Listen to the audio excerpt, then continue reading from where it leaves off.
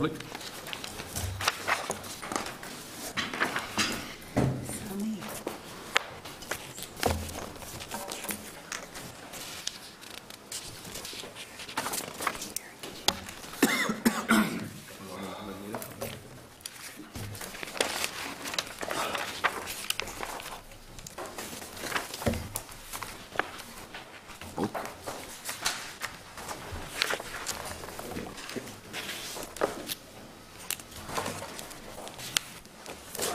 Folks, we're now officially open to the public, and I welcome everybody here this morning to the Social Development Committee.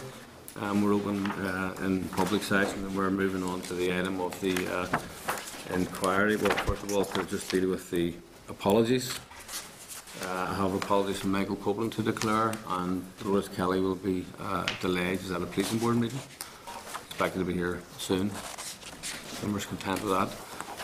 Draft minutes just for approve the minutes of the meetings of the 2nd of December and the 4th of December. They're on pages 6 and page 9 of your packs. Members content with the minutes as drafted for accuracy. Members, thank you for that. The draft minutes of the meeting of the 9th of December are on page 4 of your tabled items. Members content with those minutes as well. I think that disagreed. Okay. Then just moving on into item number 4, then it's just the committee inquiry evidence. We have an evidence session from Brian Rowntree this morning, just to advise members that Brian Rowntree, the former chair of the Housing Executive, is here this morning to give evidence in respect of phase 3 of the committee's inquiry. Brian's briefing paper is at page 26 of your members' pack, and the clerk here has also provided a paper at page 17. And again, just be reminded that relevant supporting documents are included from page 40 onwards. Could I invite you, Brian, to the table? And good morning, and you're very welcome here this morning. Thank you, obviously, you provided us with some information already. Is there any remarks you want to open up with, Brian, before we open up to members of the committee? Just by way of information, I'm here this morning to give evidence in relation to the facts of the matter. I don't intend to offer any opinions, because I don't think that's the remit of the committee. I intend to substantiate what I can with as much evidence. But I think that as chairperson of the organisation on the board, we've left a reasonable audit trail around all the matters, and I'm quite prepared to have that investigated and questioned. Thank you. Okay, thank you, Brian. Okay, members, you have the papers in front of you. If you say page 26, Brian's own papers. Okay. Numbers? Maggie Brady. Morning, Brian. Morning. Just, there has been suggestions that Red Sky was unfairly treated, and there have been suggestions around sectarian issues and all of that. It's really, I suppose, asking why the Red Sky contract was terminated from a housing executive point of view. And the other question I had was, I suppose, the relationship that you had with the previous minister as chair of the housing executive. Okay. If I could take the first point on the issue of any suggestion or allocation of sectarian bias on behalf of the organisation, I totally refute that. I've refuted that since the meeting in April of 2011, whenever we met with the political representatives. What I have said in all this, and I've been very silent since I left the Housing Executive, I don't intend to give any other comment on this apart from this committee, is that no one has produced any evidence to me as former chairperson of the Housing Executive. No one produced any evidence to the board members. No one produced any evidence to the Chief Executive and Acting Chief Executive of the Housing Executive. And we have a complete audit trail around all the issues that we dealt with in relation to Red Sky. But what we did have in Red Sky was we had a director of the company going on TV after we terminated the contract, stating that they had overcharged for buildings that didn't exist. And I think that gave clear evidence to any public body to terminate a contract. But that was after extensive investigation by the organisation, not just into Red Sky, but into a whole series of processes where we could around response maintenance contracts.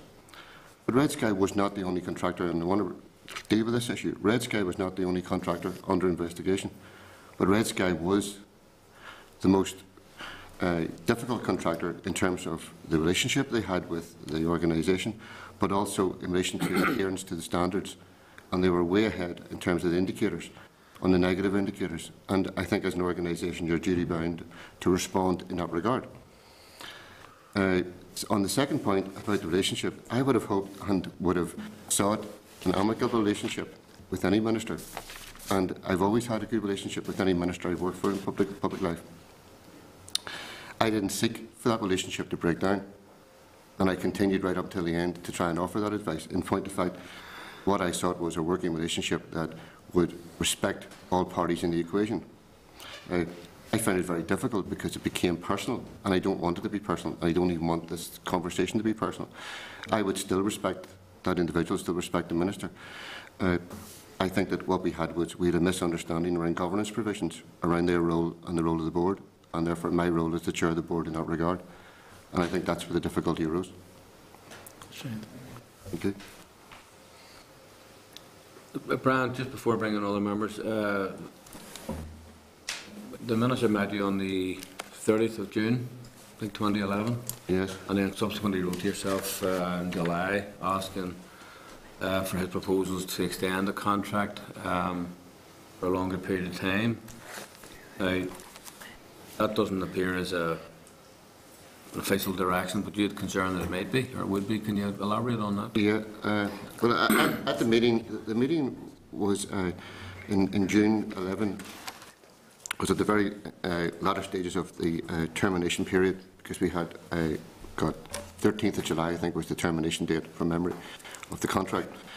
And we were ready in advanced negotiations. In point of fact, we were ready in a position to award contracts at that stage to adjacent contractors as part of the contract provisions. The meeting was about extending the contract with the administrators. But the administrators had indicated to us that they were not in a position and found it difficult to continue to run the contract because they didn't have the relevant cover in relation to that. Because they were obviously administrators appointed by the bank in that regard, and they were acting for the courts. But the difficulty with us was that to extend the contract would have actually meant revoking the notice period. We had no grounds to revoke the notice period because we saw nothing in terms of the continuation of the contract that allowed us as an organisation to say that the bona fides of those we were awarding it to were in place. But if I may go further, the board was concerned, and this was a corporate decision, remember this was all the board was concerned very much so about the issues that we require in terms of contract and contractor sustainability. Why would we extend a contract to an organisation that was in administration, which was non-financially viable, right? Why would we extend a contract to an organisation where, in real terms, Red Sky was in administration and we didn't know where the future of Red Sky lay? But also, we were in the position of going to new contracts, which had been agreed 2 years previous. We were in a position of going to new contracts where all the work had been done and was being run through our procurement department, arm's length of the board, arm's length of everyone else. Why would we interrupt that process, take it off track, and re-award contracts to a party who we knew couldn't meet the indicators that we require in terms of performance measurement? So it didn't stack up for us. But more importantly, what we were concerned about was the contract that we had in place, the existing contract for response maintenance, allowed us to award those contracts to adjacent contractors. If we didn't award those before the end of that notice period, it is unlikely that any contractor would take a contract of that nature on board, and there were multiple contracts on board for a period that wouldn't offer them any financial reward, because the gearing up costs for those other contractors were substantial to take on board these contracts. But also, we wanted to protect the existing workers who work for Red Sky, who were relevant to the Red Sky contracts under TUPE provisions. And passing those to an administrator gave them no guarantee under TUPE of continuous employment.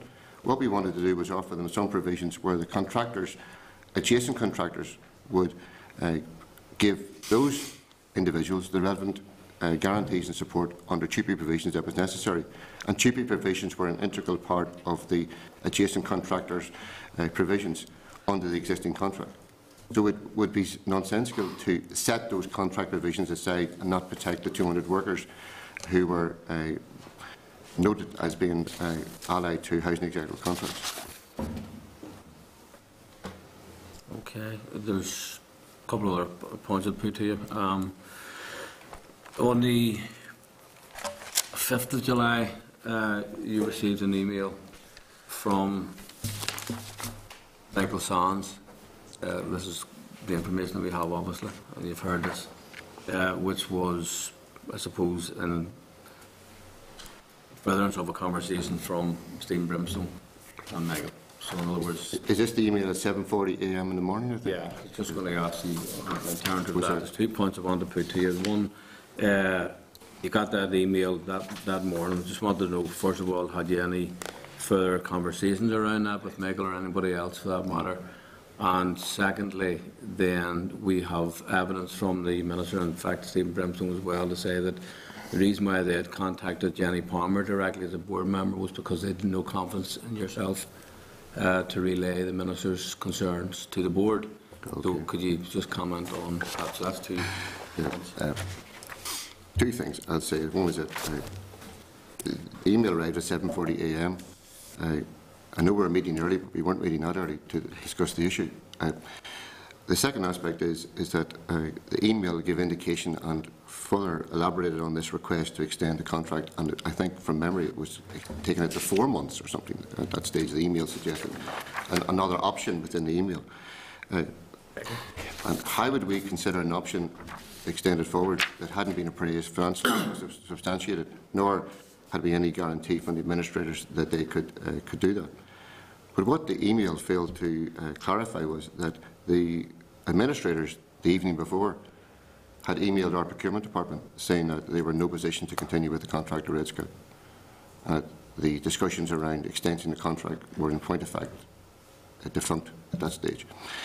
The board was also concerned that this was also an attempt to influence the board, but also to interfere in what was procurement process. Because here was a discussion and board papers going to the board. And I'm a big fan of not tabling board papers to board members on the day. I don't think it's right. I don't think it gives any due regard to the paper, nor does it give any due regard to members' capacity to absorb the information on the paper. And we have a strict rule in that regard. But why would we be tabling a matter that didn't have any clarification around it, didn't have any supporting protocols around it to the board, and at this late juncture? But also, thirdly, was that I had already had a conversation with Jenny Palmer on the day previous, and this email was in line with the information that Jenny Palmer had relayed to me as chair. Now, whether one has confidence in me as chair, now that's a matter for the Minister himself, and that's a personal issue with the Minister. I had a 10-person board, and I had 10 people who unanimously voted in that board. I had no dissent. I had a board member who came to me with a particular sensitive issue, and I dealt with that relative to the board member, and that board member had confidence in me. And I would hope that the confidence in me was understood by all in the equation, both the administrators, the other adjacent contractors, and those tenants who were responsible for in ensuring that we have continuing response maintenance as an organisation. Thank you. Okay, I just had asked you, had you had any other conversation with Michael Sands or anybody? I would have no conversation with Michael Sands. My conversations would be with the Minister or with Will Herr. I think that would be right in that regard. Michael Sands would have conversations with officers within the organisation. Okay, thank you. Have Jim, Paul and then Gregory. Yeah, you made reference to the contact from Jenny Palmer before the 5th of July meeting. Yes, indeed. Could I ask you to tell us about that, how that came about and what was said? Jenny Palmer rang me. She seemed quite perturbed and asked to meet with me. The day before the board meeting, it was about an allegation of an intervention, external of the board, to Jenny Palmer. And she relayed the conversation to me.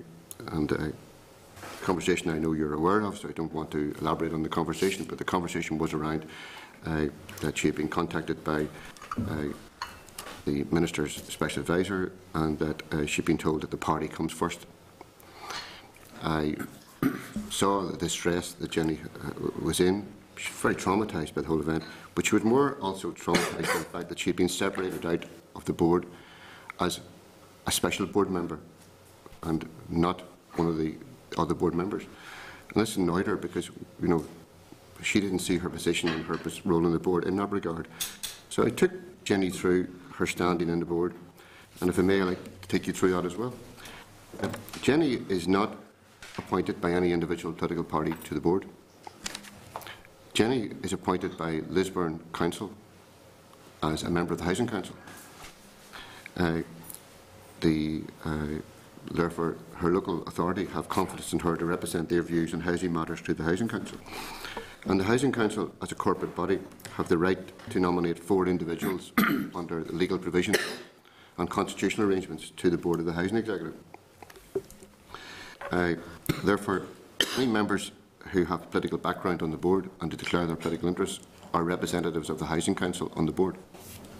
And therefore, any intervention to Jenny was an intervention to the work and the organisation of another statutory instrument, which is the Non-Ireland Housing Council. So here we have 2 interventions. We had an intervention around the Housing Executive, and we had an intervention around a Housing Council representative on that board. So I explained this to Jenny and tried to comfort her in that regard. But I did say to her that this was a very serious matter. I took any allegation of any intervention quite serious. I also said that it was far, far outside of proper corporate governance provisions that anyone would try to influence any board in its decision-making process. But more importantly, an arm's-length body dealing with a very sensitive matter. I also said that given that the request from the Minister was a ministerial consideration, it went beyond a consideration, in my view, if someone was attempting to make sure that a representative of the Minister, as the Minister Spad saw them, was being instructed to take a party line in the boardroom. And I asked her, was that her intention? She says no, but she says she felt conflicted to a great degree because of this issue. So her and I agreed that I would consider it overnight, but my view might be that I might ask her to consider leaving the debate because of that issue. I told her that I'd reflect on it and I would meet with her early the next morning. So I did meet with Jenny before the board meeting the next morning. She was still highly traumatised, couldn't sleep, but wanted to turn up.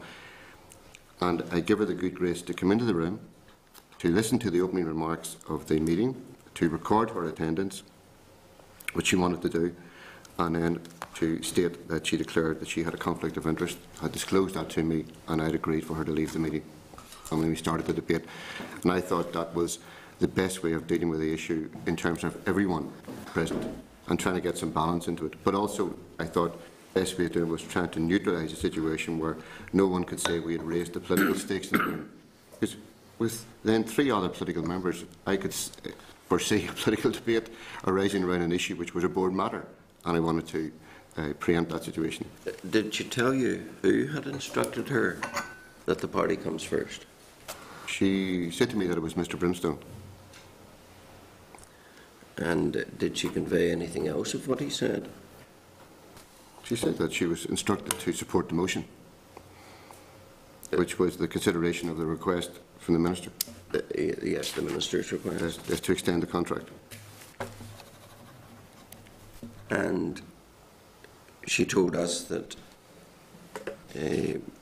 she had been told matters like, there's no point in you being on the board unless you do what we tell you.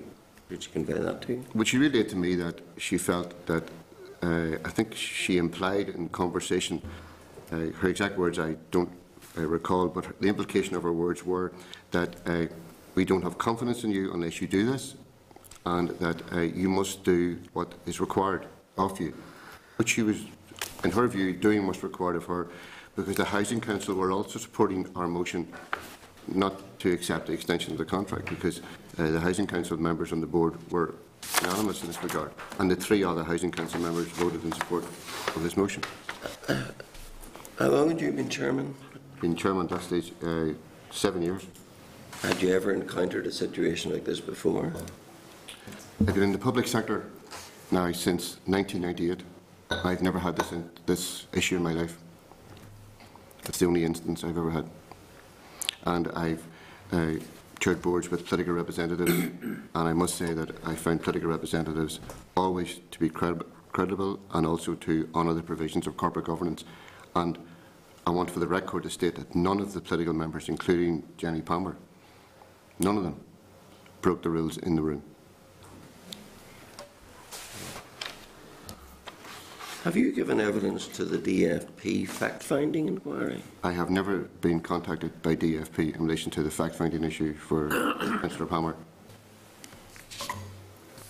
Even though you were a person in the public domain who had been in a position to corroborate the allegations she was making? Yeah, I've never been contacted by the inquiry. Could I ask you about one other thing? We know that there was a meeting on the 27th of June 2011 between political representatives, the Minister and some Red Sky personnel. You're aware of that? I wasn't aware of it when I was a chairperson of the Housing Executive. Yes. I became aware of it when I left the Housing Executive, and I was absolutely surprised. What surprised you? The note of the meeting that was shown to me referred to the words NUCO. Yes. This was a NUCO. I think that's the note you referred to, I believe. Yes, NUCO. There was no identified organisation on that note. From memory of reading the note, I never had a copy of the note. There were no Housing Executive procurement personnel present, nor were there any Housing Executive officers present at that meeting. And as far as I understand, there were no representatives of the administrators present at that meeting. Yet the company was in administration at that point, yes? It was, yes, indeed.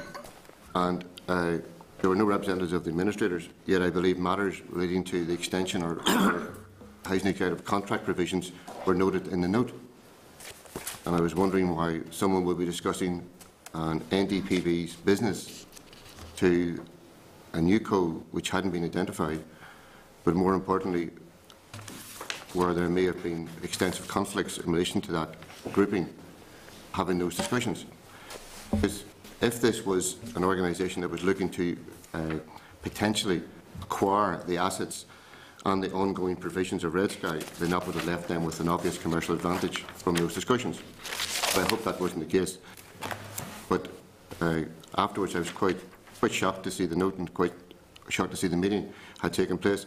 But also, I noted that there were DSD officials at the meeting as well.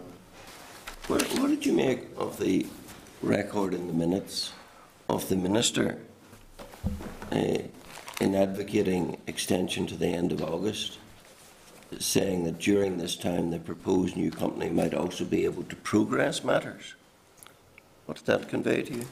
Well, that's referred to what I said. That may imply giving commercial advantage to an unidentified organisation, in that case individuals, as opposed to if there's no body incorporated at that stage. And I believe the assets of Red Sky may have been acquired by an organisation called Totalis. I'm not too clear about it, but I think it may have been. And the question would be, if Totalis was incorporated after that date, then was that meeting potentially seen as fact-finding by people who are intending to acquire the assets from the administrator? But I thought it would have been better if those conversations had been had with NIHE and the administrators together, because we had established, under my chairmanship, an ongoing series of dialogues with the administrators, which were to secure the TUPE arrangements for the relevant transfer staff, and also to make sure that the financial standing of the administrators was such that we were aware of the time frame that they could honour the existing contract provisions during the notice period.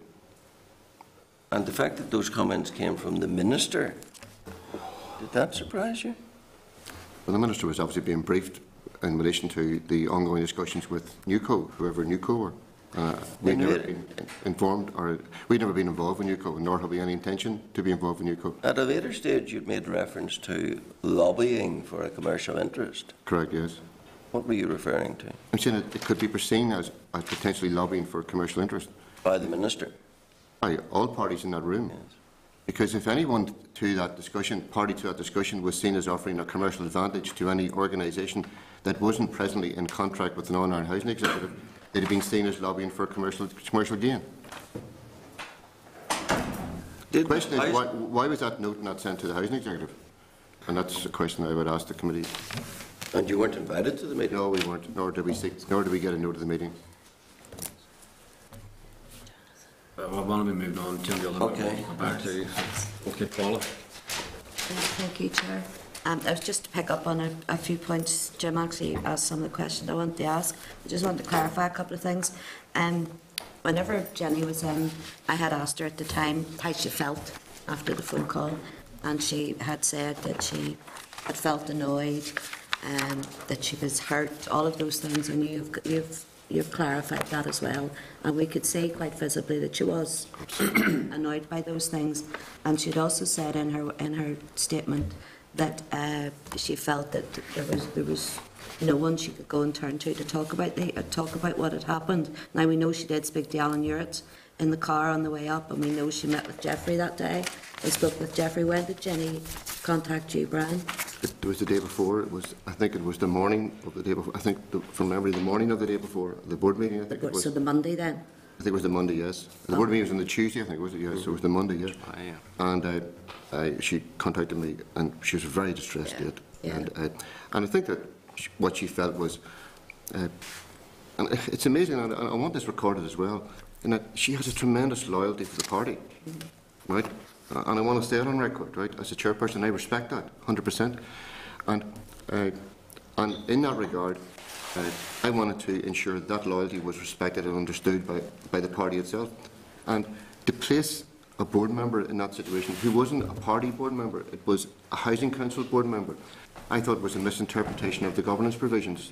And therefore, I think in that regard, I deemed the intervention inappropriate, but also I felt that it placed Jenny in a position of mistrust, which she shouldn't have been placed in.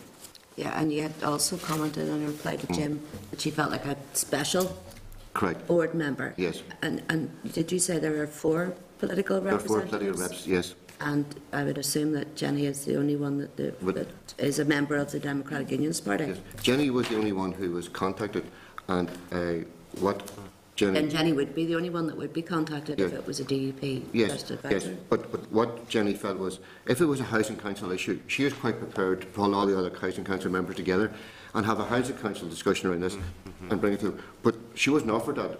The statement that hurt her most was the party comes first, and that's not denigrating. It's Jenny's still loyal to her party, but she's also loyal to her conscience as a board member, and that was the issue she had with me. Okay, which is very difficult. You met with Jenny then the day before on the Monday morning, I think you. Correct, indeed, yes. Yeah. Where did you meet up with Jenny? In my office in the Housing Executive. Yes, indeed. Okay, and then Jenny came along to the board meeting on Tuesday. And she met with me that morning as well in my office. She came in and met with me before the meeting. Okay. And we agreed. And that day again, she was still feeling very uptight. But what she didn't want to lose was her, again, didn't want to lose her respect for the party, but also her respect for the board itself. And I offered her the opportunity to come into the room, sit, listen to the opening of the meeting where we took all the minutes, etc. And then we asked for declarations of interest, and she declared her interest, and she excused herself from the room. Okay, no, nothing further at this time. Right, Paula, thank you. Gregory? Yeah, thanks, Chair. Sir Entry, you, just on the issue of the board meeting, did you say there were 10 representatives on the board? We have 10 representatives on the board. We have a 10-person board. Right. And how many would have been present that day? I think from memory, there'll be a full complement that day. I think we had a full complement. Right. And would that have been the normal course of events? Oh, yes. Generally, we had a good high attendance at board meetings. Right. And in terms of then, if there's either 9 or 10 person board discussing matters of that import, I take it if there was a proposition from the Minister or any other serious proposition, would it be the case that in order to proceed down that route, a majority would be required? Absolutely, and members would have been, correspondence would have been relayed to members in advance for their sight, for their discussion, well in advance of the meeting, as part of the board papers, because you'll see there's a board papers around that, the committee will have access to that. You'll see the minutes of the meeting where it's all noted, where the members had cited the correspondence. And if there was a requirement for a divided board on the issue, certainly we would have a democratic vote.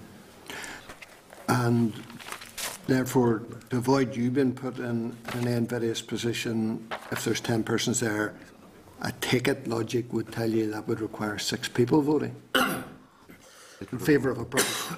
I'm also a board member. Yes. Right. I know, but if it was 5-5, It's casting votes to chair, that's within our constitutional arrangements. yes, and that would have been you. Correct and right. Right. Yes. So to avoid you being in that position, there would have been required to have been 6 people voting for that or any other proposition. Is that right? Absolutely. I'm sure you're right, yes. Well, is it right? What I'm saying is, if you're saying that majority rule, if the majority vote, Well, I'm asking you, were the it chairman of takes- the board. It takes 6 persons to require a majority in a 10-person board if it's a casting vote from the chair, and you're absolutely right. Right, okay. And So- for the record, there were 8 members in attendance, 8. board members. Okay, There were 8, yes. right, okay. According to the record. So in that instance, to avoid you being in the casting vote position, it would have required 5 people. It required 4 members to vote for the motion with a casting vote from the chair. That's right. And to avoid you being in that position, it would have required 5. No, in that situation, it required four members to vote Yes. with a casting vote for the chair. Still only 4 members support the motion, but the casting vote is the chair's in relation. There's no extra member in the room. No, I understand that. Mine is an additional vote casted in addition to that. That is what it is. Yes. It does But- not say that 5 voted for the motion. It says the casting vote is in Yes. favour of the chair. But to avoid the chair being in the position of having to cast the deciding vote, it would have been required to have been a 5-3 vote. Isn't that right? I think what you're getting now, Mr. Campbell, is that to avoid a drawn situation, which was a 4-all situation, we would have had to have a 5-person support for the motion. That's exactly what I'm getting at. And is that right? Yes, indeed, yes. Okay. So then, that proposition on that day, when 8 members were in attendance, it would have required 5 people to vote for the Minister's proposition. Correct. Right. Now, how many people, to your knowledge, were contacted to try and get the Minister's proposition passed? One person. Right. So, 5 people would be required to vote, Correct. and 1 person was contacted. Yes. Right. That doesn't sound like a device or mechanism to get something through. I think, in respect, I may respond. I think what I want to state is that I have never been on record, nor have I stated this was an attempt to sway the board in terms of the majority voting, because that was never going to be the case. I think it was a case to reinforce a party political position within the room, and that's not what Councillor Palmer was prepared to do. Councillor Palmer spoke to me about being told that you had to support the party line and that the party must come first and that you must reinforce the party position within the room. And that took away her independence as a housing council member, right? And I think that I never saw this as one which would divide the board, because the board had been unanimous in terms of the termination notice in April, and had been unanimous in all decision-making around the contract provisions ever since. What this was an attempt to bring a party political stance into the room, which Councillor Palmer wanted to avoid. And that's what she spoke to me about. Was this, in your view, a serious attempt to get the board to change its mind? In my view, I don't think this was a serious attempt to sway the board in terms of majority voting. That's the only other way it could have been done. And giving you the evidence, what I say is that I'm telling you that as chair of the board, I did not see the intervention changing the result in the room, and the evidence points to that because we had an unanimous decision. What I did say is that Councillor Palmer was concerned that her independence as a housing council member was thwarted by an intervention that brought about a political viewpoint on the matter into the room, and therefore removed her capacity as an individual to participate in the debate. She therefore was seen to be adopting party lines. So it wasn't an attempt then to change the decision of the board? It was an attempt to influence the debate in the room, not change the decision That's of the not room. my question, Okay, Mr. Hendry. I'm asking you a straight question. Was this, in your opinion, an attempt to get the board to change its mind? I'd be as honest with you as you were with me, and I appreciate that, Mr. Campbell, is that as chairperson on the day, the intervention around Jenny Palmer would not have changed the decision of the board in the room. So it wasn't designed to change the decision? I'm saying is that, for my purposes as chair, it wouldn't, with one intervention around Councillor Jenny Palmer, it would not have changed the decision in the room. Right, okay. That's fair enough. Who are the other three political representatives on the board? There's a representative from the Ulster Unionist Party, which was Jim Spears. From Sinn Féin, I think it was Sean Begley, I think, from Sinn Féin. And SDLP was Eamon O'Neill. Right. It's amazing how when you leave an organisation a few years, names tend to leave your head. But there were the four political representatives just happened to be from four different political parties. They're appointed by what it's a process. Actually, it's quite unusual. It's a process under the public appointments process, which is regulated by the Department for Social Development, and they are ministerial appointments in de facto. And what happens is that the Housing Council nominate 2 persons for each post. When I actually became first chairperson, only 3 political nominees on the board, and I extended that to capacity for 4. And we supplemented, we removed the capacity for 1 independent non-executive to a politically represented organisation. And the practice has been under public appointments, which is the desire of the Minister, not the board, that the Minister appoints 1 person representative of political parties. But the Minister chooses that, right? But it's not the Housing Council choose that. The Housing Council nominate 8 individuals for consideration by the Minister, and that's what happens. Right. Could I just, Gregory, just for everybody's information, on page 181, there's a record of the attendees at that meeting. Right. It's just, and Jim Spears had apologised. Sean Begley has no apology, but wasn't at the meeting, so there were 8 members in total. And so that's just to clarify. Okay, thank you, Chair. Jerry, you said you'd been chair for about 7 years at this time, indeed, is that right? During that time of 7 years plus, up until that time, had there always been 4 political reps on the No, board? three up until about 2006, I think it was, from memory. Right, and then it became 4? Just before we had the St Andrews, 2007 was St Andrews, I think, was yeah. it? Yes, it was 6 years. It was changed to 2000. Yeah.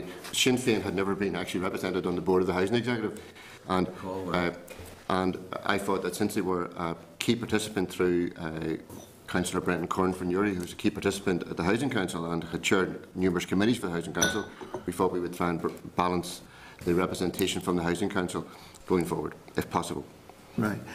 During your 7 years on the board, whether it was 3 or 4, was there ever any occasion when there was more than 1 person from a political party on the board? No. Right.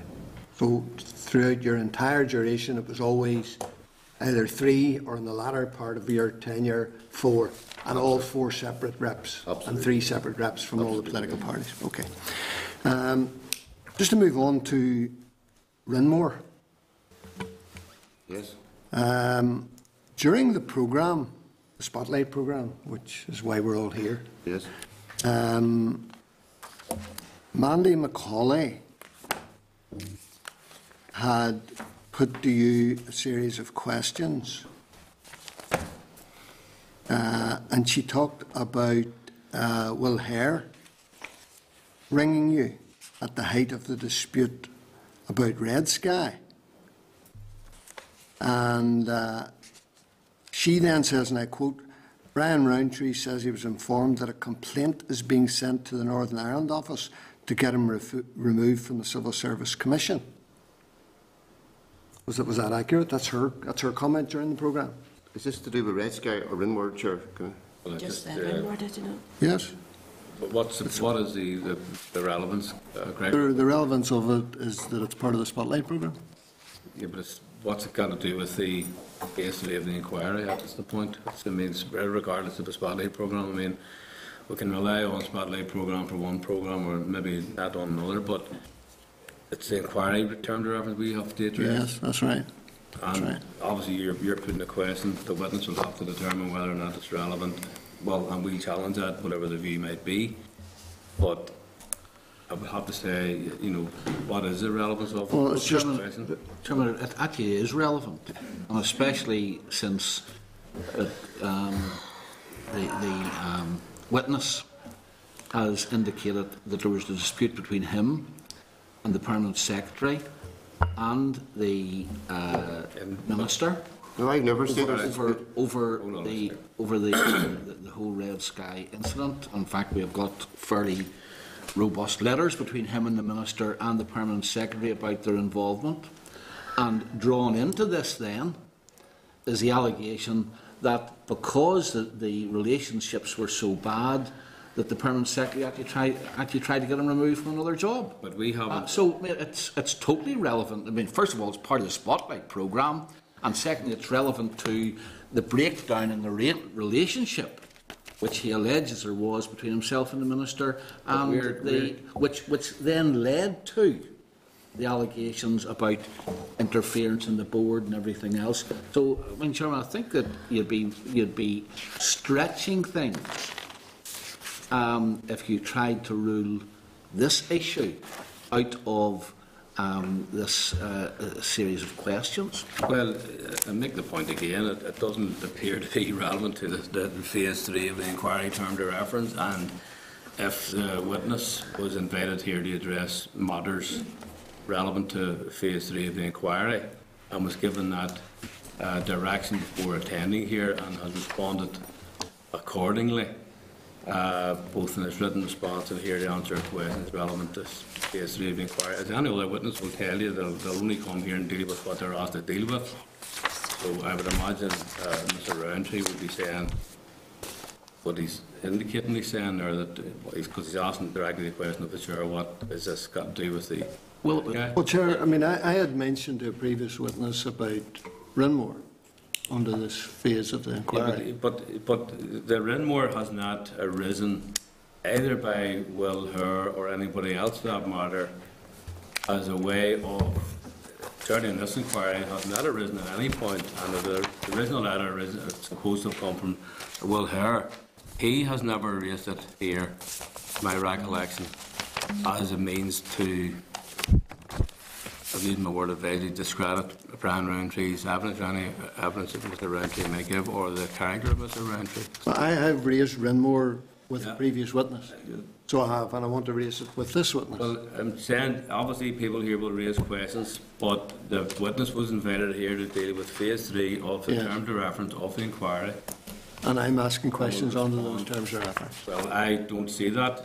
I haven't been given. You may not, Chairman, but I raised it previously, and there was no query either from the Chair or other members when I did. No matter how many times you've raised it, the person who supposed to stand the letter as in Will Hur has never came to this inquiry and basically made it a relevant point in terms of the character or the judgment of... Mr Roundtree did in the programme. Yes. I mean, let me read you. Let me read out what Mr Roundtree said on the programme. On the back of this evidence, I'm demanding a police inquiry on this issue. I'm demanding the Serious Fraud Office take on board, and more importantly, I'm demanding an external independent inquiry into the role and responsibility of the people, the information in this process, both internal and external, of the Northern Ireland Executive. And then, this is important, within days of the attack, Mr Roundtree says that attempts to destroy him continued.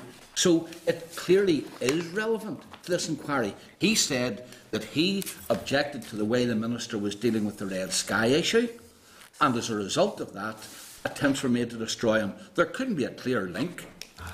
Can I say something, Chair? I'm going to invite in a wee second, but I'm just reminding people the term of reference here is this is about decision making relating to the award, modification and cancellation of housing sector maintenance contracts to establish any impropriety or irregularity, and in particular whether the actions of ministers were appropriate. That's the terms that we're dealing with. Mr Roundtree was invited here to deal with that and related matters specific to himself. You put the question, I've asked for the relevance of it, haven't got a clear answer, but Mr Roundtree is big and ugly enough to give us a response to the question, and he will do that. Okay. Can I say, Chair, that I didn't come here to have my integrity or my character impugned. I came here to give evidence to this committee, right? I've never seen the report referred to on Rinmore. No one copied me this report, right? No one had the decency to forward a document to me, right, and send it for my attention prior to publication, prior to finalisation. I was never interviewed as part of that report. I was never requested to give evidence in relation to the whole report, right? and I refused to comment on one particular paragraph of it because I wanted to see the context that that paragraph sat within the full report. That's my right as a citizen. But more importantly, I didn't come here today to get into a battle with members on any side, be it from any side of a party. I respect the integrity of people in politics, very much so, and I have always respected the integrity of people in politics. But what I want to do is put in context, it has no bearing today on the Red Sky issue, but more importantly, what I want to say is that the Red Sky issue itself was not about a relationship with myself and the Minister. It was a relationship with the board and the Minister. I was an instrument of the board. I was the chair of a board that voted unanimously to terminate a contract, and a board that voted unanimously to refuse the recommendations of the Minister. And again, I do not wish to be singled out for special attention.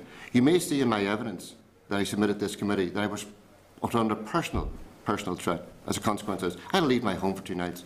And I want to state that in this public record. I don't think any public official should be forced or considered to leave their home and placed in that issue. I know that Mr Campbell recently was placed in an awful situation where he felt his life was under threat.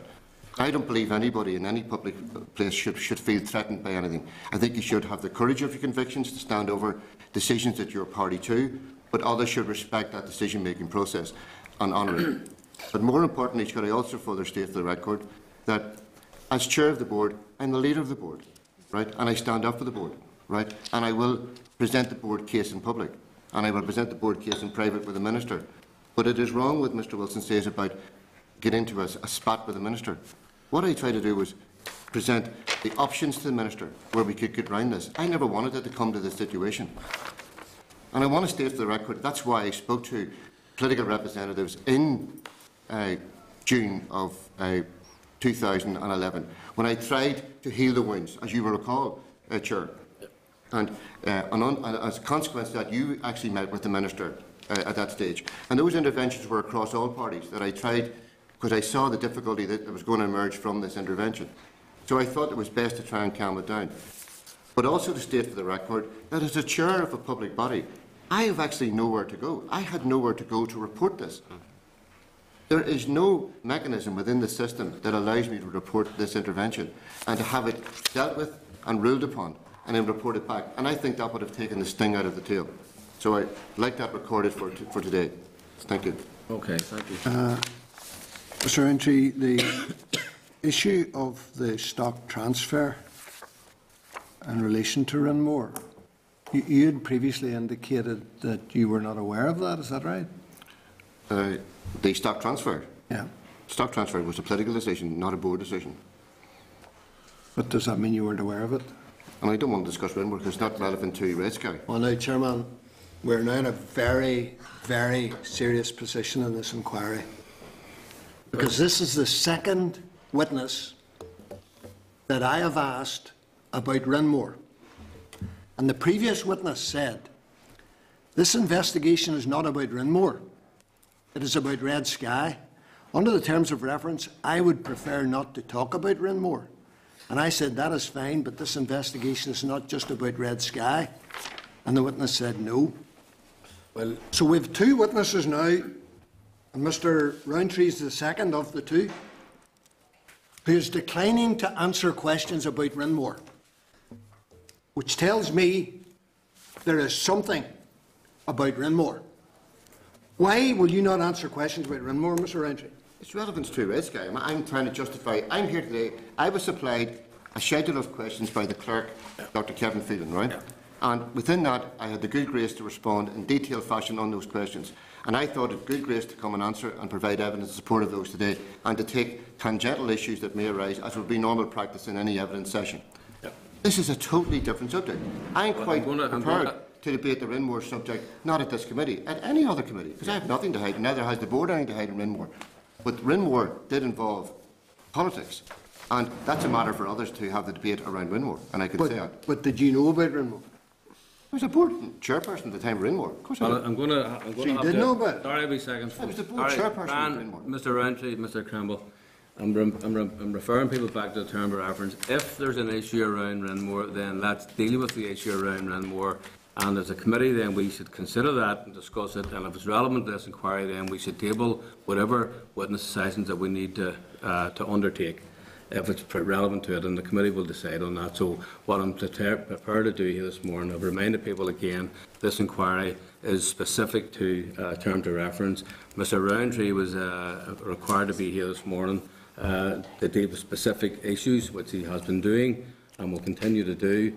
If, and I'm making this as a ruling, we'll come back to Rinmore as a committee and close session if needs be, so as we can determine if there is an issue about Rinmore as an issue which requires this committee's attention, and any witness who would be required to come along to answer questions if there are specific questions in relation to the propriety or otherwise around Rinmore, then we deal with that as an issue. But we're not dealing with it this morning in pursuance of this specific element of the inquiry. I'm making that decision this morning. And we'll return to it as a committee as it's substantive. So in our next meeting, I'm quite happy to do, even if it needs to be, a closed session at our next meeting after the recess to discuss Rinmore. And if we need to bring Mr Roundtree back on that basis, then we'll certainly do that. And right. And you've made the point yourself in response to your final remarks, sir, that you're more than happy and content to return to a committee of any description to deal with Rinmore if that is required. Chair, can I just further state for your records as Chair and for the members and all members present that I was Chair of the Housing Executive. If there are issues that were dealt with by the Housing Executive as part of its business, then I will be more than happy to discuss those issues in this forum. Okay, well, in fairness, in deference to the other members, I don't want to be sort of going on any longer on this particular issue because I'm making a ruling on it. The committee will return to the issue of Rinmore on the 8th of January, and we can discuss it as a dedicated issue to see whether or not it's an important, what relevance it is, if you like. And if it's relevant to this, then we'll introduce it into the inquiry appropriately, but then we'll gather the evidence. The officials will then accumulate the evidence required to do that, and then we'll invite whoever we need to. And if that includes Mr Roundtree, then he'll be one of the first people to be invited back. So that's because we'll have to stick to the. You've heard the mark. In terms of the workings of the board, Mr Roundtree, there had been reference to the audit processes, and in fact you'd referred in the programme to an internal audit that was carried out in the programme. How does that work within the board? How does the internal audit system work? The Housing Executive has a dedicated audit committee, which I don't sit on. Was chaired by Anne Henderson, who was the chair of the audit, and she was also the vice chair of the board, and that's part of her remit. And she was the chair of the audit for the 9 years that I was chair of the Housing Executive. And during that period, that committee would have initiated various audits, substantive number of audits, and that committee is served by an internal audit department resourced by the board. But who sits on the internal audit committee? The audit committee, there's no internal audit committee. There's an audit committee of the organisation chaired by Anne Connolly. It's 3 board members and 2 independent members. So who were they that time? Anne Henderson, Jenny Palmer, and I think one other board member. I forget. One other board member would have been. I'm not involved in the audit committee, but I would have been one other board member, and there have been 2 independent members who were non-executives approved by DSD as our non-executive members in audit. Right. But can you remember any of the board members other than Jenny Palmer? I think it was Edna, who was the board member on the audit at that stage, and she was the other board member. Right. Just one other question then, Mr Roundtree.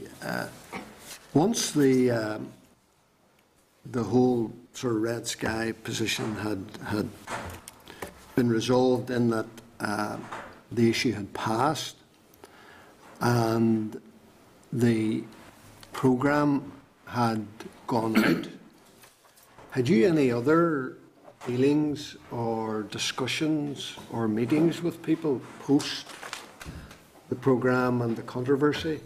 I left the organisation in June 2012, and I had no other business with Housing Executive after June 2012. You had no other business?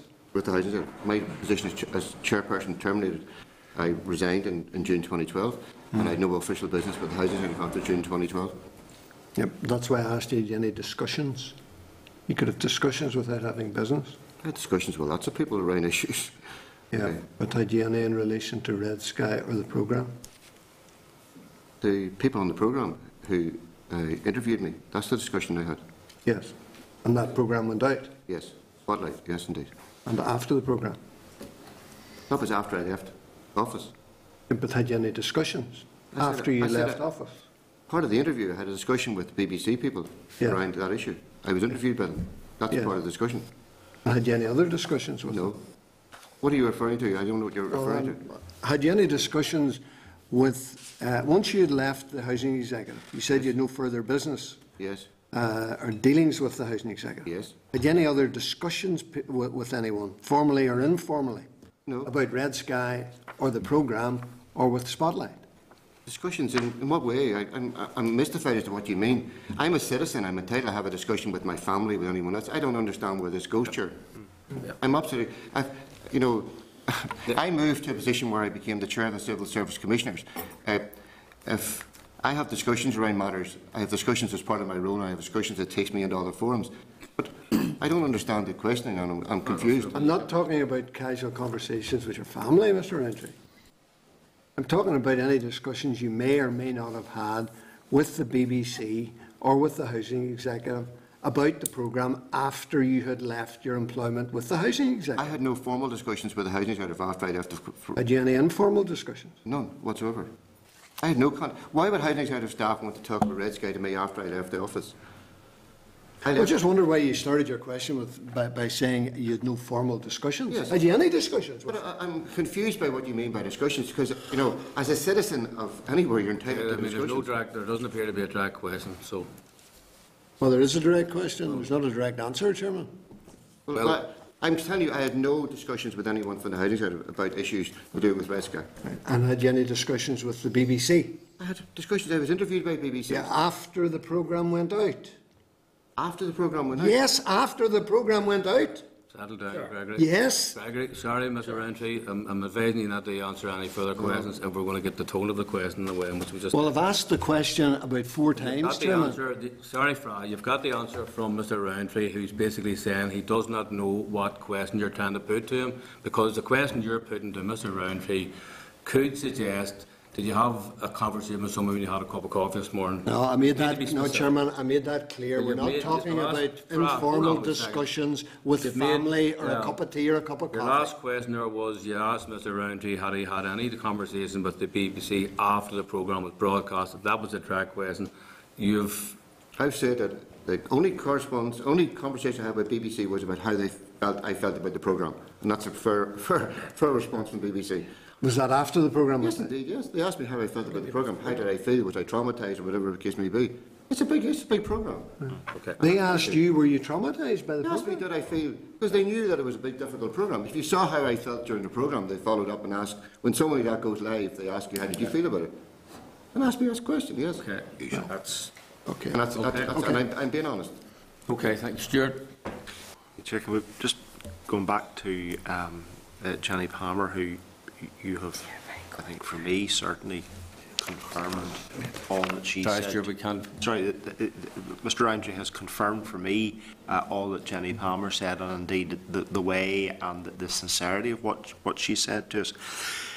Can I just ask you, Mr. Rowntree, in relation to declarations of interest at board meetings, Yes, would that be a regular occurrence across the board? correct. Every meeting. Every meeting? Every meeting. And what would the nature of those declarations of interest Let's just say, for instance, if you're a local authority councillor and there was a housing scheme that was being proposed for final endorsement, you had to confirm if anyone had approached you as a councillor on any of those issues. If there was a housing council matter where the housing council were in dispute with the board, I know there were times the housing council weren't in agreement with board policy, and that's a good thing, that's a healthy relationship. Housing council members would have stated that they had discussed this at housing council and there was an issue on the agenda which they had difficulty with, and that's okay, and that's fair and reasonable, and I would take that. So there will be a brief explanation of what the issue was about. Correct. How was that dealt with in Jenny Palmer's case? Jenny was asked to leave the room, and what I did was I said, Jenny has an issue which is a personal issue. She's spoken to me privately about the issue, and I've asked her to leave the room. And was there any questioning by board members No, of that? the member said to me, "Are you aware of the issue?" I said, "As the chairperson, she has spoken to me privately and it's a personal issue and she feels conflicted and she's asked me to consider it and I think it's best she leaves the room." And she did, And that was accepted without further comment? without further comment from anyone in the room. And it was because what I didn't want to do was open up a political discussion in the room, which would have been difficult to manage at that time. So that, in a sense, is what I'm trying to get an understanding of, whether other board members knew what the issue was No. or not. No. Okay.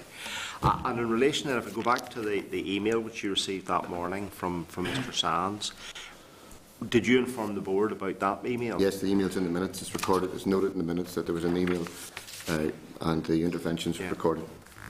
Would it, what other emails have you ever received? I've Mr. never Sands? received an email of that nature, of any substance, of any nature, in any attempt during the previous period as chair. Have you ever had any emails from Mr. Sands about what might be described as regular rather than irregular No, business? Mr. Sands would generally be dealing with officers in the organisation. He wouldn't be corresponding with myself as chair. Okay. Have you any idea why you think Mr. Sands was motivated to write to you in these terms? As I said at the very start, I don't want to give opinion to the committee. I just want to deal on the basis of evidence. What I had was I had an email in front of me that offered an option that I couldn't consider because the administrators weren't in a position to consider the options. The option was ruled out. And on the basis that Mr. Sands is somebody who normally dealt with officials in the housing executive, did you hand that email to any other housing executive It was official? dealt with by the acting chief executive. And I think to inquire. Stuart Cuddy. Yes. Yes. And was that handed him with what instruction from you? Was the purpose of the intervention? What was meant by it? What was that? Yeah. Correct. And And that was a matter for officers. That was a matter for officers. Correct. Okay. That's the And what first step. report back did you get in respect of that, or did you seek? Did you seek and did you get a No, report? after the meeting, when we agreed that we couldn't proceed, we just had to go because it was irrelevant at that stage.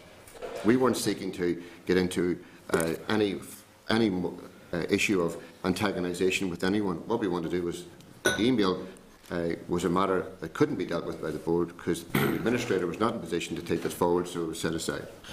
But receiving an email from a civil servant that wouldn't normally communicate with your organisation clearly must have rung some alarm bells. Correct, and at 7:40 a.m. in the morning as well. And given the timing as well.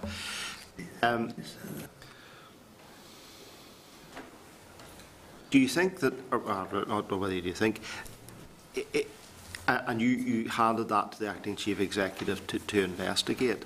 Well, to deal with, not to investigate, to deal with, because that's a matter for operations. It's a matter of if Michael Sands needs corresponded with the chief executive, or would request someone to correspond with Michael accordingly. But when you put that together with what Mrs. Palmer told you, Yes. did you think in do you believe in those circumstances that constituted something that needed investigation? From recollection, the email from Michael Sands makes reference to Mr. Brimstone, I think, in the email. Yeah. And therefore, it was, in my mind, a continuation of the discussion that Jenny had with me. And therefore, receiving an email making reference to Mr. Brimstone, having had a conversation with a board member who had made reference to Mr. Brimstone, when did you bring all of that to the attention of the board? That morning. That morning. Yes, indeed. Everything was brought to the attention of the board. And it's in the minutes. It's recorded in the minutes. It's at 185. Okay, thank you, Chair. Thank you. Sammy? Okay. Can I just go back to the contact you had with Jenny, first of all? You say that she visited your office on 2 occasions to discuss this? Yes, she requested to meet with me, yes. Yeah. Was it discussed either before the meeting or after the meeting again with you in any other? No, no. At the meeting, the meeting on the Monday, she said that she was going to speak to her MP, Jeffrey Dunson, about the matter, and I thought that was wise counsel. I think that was good because she had a lot of respect for the MP. And again, it goes back to what I said about her respect for the party and her understanding of the party, and a very loyal member of the party. And I said, it's better if you can get this matter dealt with within the party, and more importantly, if you can get yourself settled as an individual, that you feel that the party can deal with this and give you necessary support. And she felt that could happen. But on the morning then of the I said, "Will you meet with me in the morning and update me as to where you are and how you feel about this?" And she was further traumatised in the morning because she had reflected on it all night and felt that she'd been compromised. Her position on the board had been compromised in relation to this subject matter. And there was no discussion afterwards ever about it with her? With Jenny, no. I let the matter die, and I saw Jenny had raised the issue on the programme, and I had never been aware of that with her in the programme. I'm just asking this question because it seems to have been relevant when dealing with other members.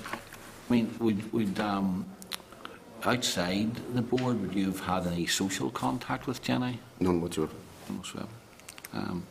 So, any contact you had with her was purely on the board? Jenny, I've known Jenny only as a board member and as a member of the Housing Council, visiting the Housing Council meetings as required by them. That's the only time I've known Councillor Palmer. Can I just take you? There was some question one last minute, just that haven't been asked so far. But in response to Jim Allister, you had said that the meeting with the UCO, which housing executive officials weren't at, DSD officials were at. Your concern was that this could give them a commercial advantage in any discussions about a new contract. In what way? What was the content of that meeting that would have given you those kind of concerns? Okay. Well, let me maybe explain further. We were well advanced with contract provisions with the adjacent contractors, because you just couldn't expect them to pick up that baton within 2 weeks. And in fact, you would have had to give them at least 6 weeks' notice to gear up and take on board sizable contracts. And these were sizable contracts in response maintenance. Also, for them to work with the administrator on the TUPE provisions that apply, so that the relevant staff concerned were protected in that regard and transferred to the adjacent contractors, which was the case, by the way. I think only 6 or 8 people, or something small number, didn't transfer. Thirdly, when I saw the note, and the note wasn't sent to us, so it was only after I left I saw it. When I saw the note, what I reflected on was, and clearly looking at where we were travelling, we had a dedicated audit trail in relation to where we're going and discussions we were having with the administrator. And why were we not included in that audit trail in relation to those discussions with former directors of Red Sky? And why were those people discussing extensions of contracts to housing executive arrangements with the administrator without the administrator or the housing executive in the room? And if those extensions were in place, if there had been, say, an extension approved of 4, 6 or 8 months, whatever the case may be, it is unlikely that the adjacent contractors would have taken the contracts, because there wouldn't have been sufficient time for them to gain financial reward from those contracts to cover their costs, because we were going to new contracts in March 2012. There was a very short time frame for them to run out the balance of the contracts. And in that context, it could have been seen as offering distinct commercial advantage to a new co establishing itself to take on board those contracts, use the existing resources of Red Sky, but in a sense by bypassing a procurement process which we were involved in with the other contractors by simply acquiring the assets of Red Sky. But you see, Mr. Rowntree, and this is where I'm a bit confused, you haven't given us any content of that note that would have actually given, because the nature of the contract was not being discussed.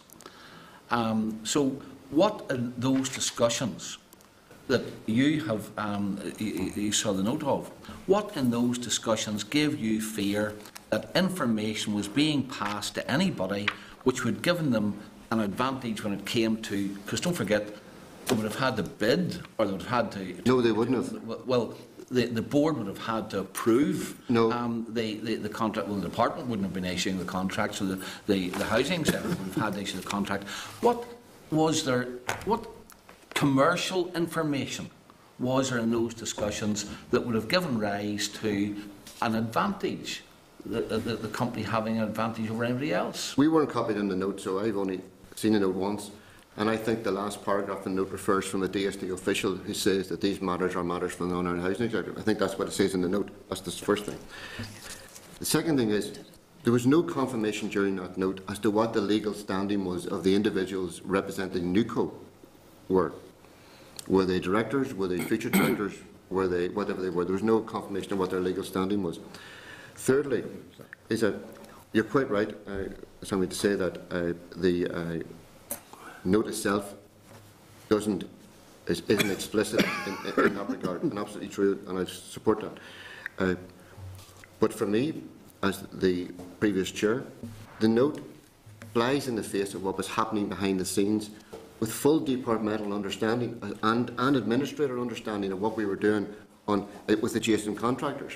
Now, let's just say that the board entered into contract arrangements with the adjacent contracts, which were implied contracts, and we were down that road of implied contracts with adjacent contractors. If we had set those aside and extended the contract, we'd have been sued by adjacent contractors for breaching the terms and provisions of the existing contracts in place. That's the first thing. The second aspect is that if individuals or groups or parties concerned in those discussions were intending to acquire the assets of Red Sky, and those assets could be further enhanced by the extension of an existing contract with the administrator by 4 to 6 months, that would have given obvious commercial advantage to those acquiring those assets. And that's what I was saying in my response to Jim Alister. Yeah, but, I mean, I've just noted down what you said. First of all, you hadn't seen the note. No. So you don't know what was discussed. Secondly, the only part that you have noted was that the end of the note indicated that this would be matters which the housing executive would have to deal with. And yet you come here today and you make this sweeping allegation that somehow or other this meeting, which you didn't see the note of, which the only part you can remember which would not have given anybody any commercial advantage, was that these were matters for the housing executive to deal with. And you make this sweeping allegation that you were concerned that this meeting was designed to give commercial advantage. Now, all I'm saying to you, Mr. Rowntree, is this: if you make those kind of sweeping allegations on the flimsiest of evidence, on the basis of a meeting you didn't have and seen the note of, that you admit the conclusion was that the housing executive would have to deal with these, does that not show a bit of a bias on your part towards the minister, the department, and based on no evidence at all? Can I respond, Chair? First thing is, as the member knows, I didn't use the word designed. I didn't say it's designed to. I said this may give rise to commercial advantage. And remember what the job of a chair is in an organisation, as well as a minister, is to protect. And I'm here to protect the minister when I'm in my role as much as protect the organisation in that regard. And if that had been brought to my attention at that time, I'd have been seeking a meeting with the minister to ask what was the basis of this, because this ultimately could lead to a challenge from adjacent contractors, because we've been seen to offering potentially commercial advantage. Yes, but with respect, that does not give somebody a commercial advantage. That maybe leads to other contractors suing the housing executive or whoever. But your words were that you were concerned it would give a commercial advantage would arise from these discussions. That's what you said. Can I elaborate further, Chair? Yeah. If the committee could check if parties to that meeting, if parties represented at that meeting were also party to the establishment of a NUCO, which then acquired the assets of the former Red Sky organisation. And if that party did acquire the assets of Red Sky, by extending the contract by implication, they'd have also gained a commercial advantage from the housing executive based on additional work from us outside of procurement, because we would not have been procuring that, we'd have been simply extending a provision to the administrators. But the housing executive had made that decision. No. The point is, that was being discussed at that meeting. What I was saying was that, yes, and that was the implication of the decision made to us and the recommendation made from the minister. Now, what I'm entitled as a former chair and I would have been at the chair at the time to know what was the standing of the individuals in that room, what was their corporate representation. Because NewCo doesn't mean anything to me. Who did they represent, and what was the intention of the representation? That's all I seek to understand. No, but that's not what, and you see, this is the point. That's not what you said. What you said was, and I mean, you were trying to cast dispersions. I wasn't. Well, you know, I want to make that clear. I would say that anybody listening to this interview, where someone of your standings comes along and says that you were excluded from that meeting, that you were concerned that that meeting could give a commercial advantage to this new code you didn't know, and then only after you're questioned about it, you admit that first of all, you didn't know what was contained in the note of the meeting. The bit that you did know indicated that the officials made it quite clear that this would be a decision up to the housing executive, and now your only defence is that some other companies may have sued.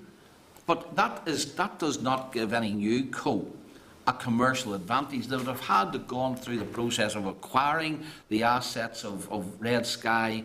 The housing executive would have had to make the decision to extend the contract. So, you know, I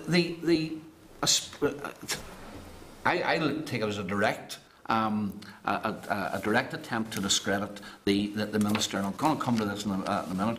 But you said you didn't mean it in that way, but one can only draw a conclusion when you say that this meeting was held to give somebody a commercial advantage, that there was something underhand going on, and yet you can't. You have one scrap of evidence. You can't tell us what was discussed that would have given that commercial advantage, and all you can say is that the conclusion was that the housing executive would have made the decision at the end of the day. Chair, maybe it hardly represents. Because I just want to remind people, Sammy, as well, because in a way this kind of goes to the heart of the terms of reference to the inquiry, because that's why John Wilkinson's quoted in that minute there, that note of the meeting, of reminding people that it's a contractual matter, and it wasn't just a casual reminder, because it was part of a series of very firm reminders from senior officials, including Bill Hare. So, okay.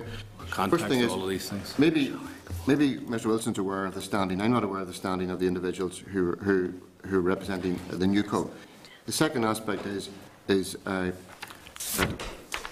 it is responsibility of the housing executive to discuss in confidence the issues arising from procurement and extension of contracts, and therefore those discussions were outside of that confidential arena. Those discussions were in another forum around housing executive matters that are privileged not even to the board. Those are matters that are privileged to the procurement side of the house in terms of the housing executive.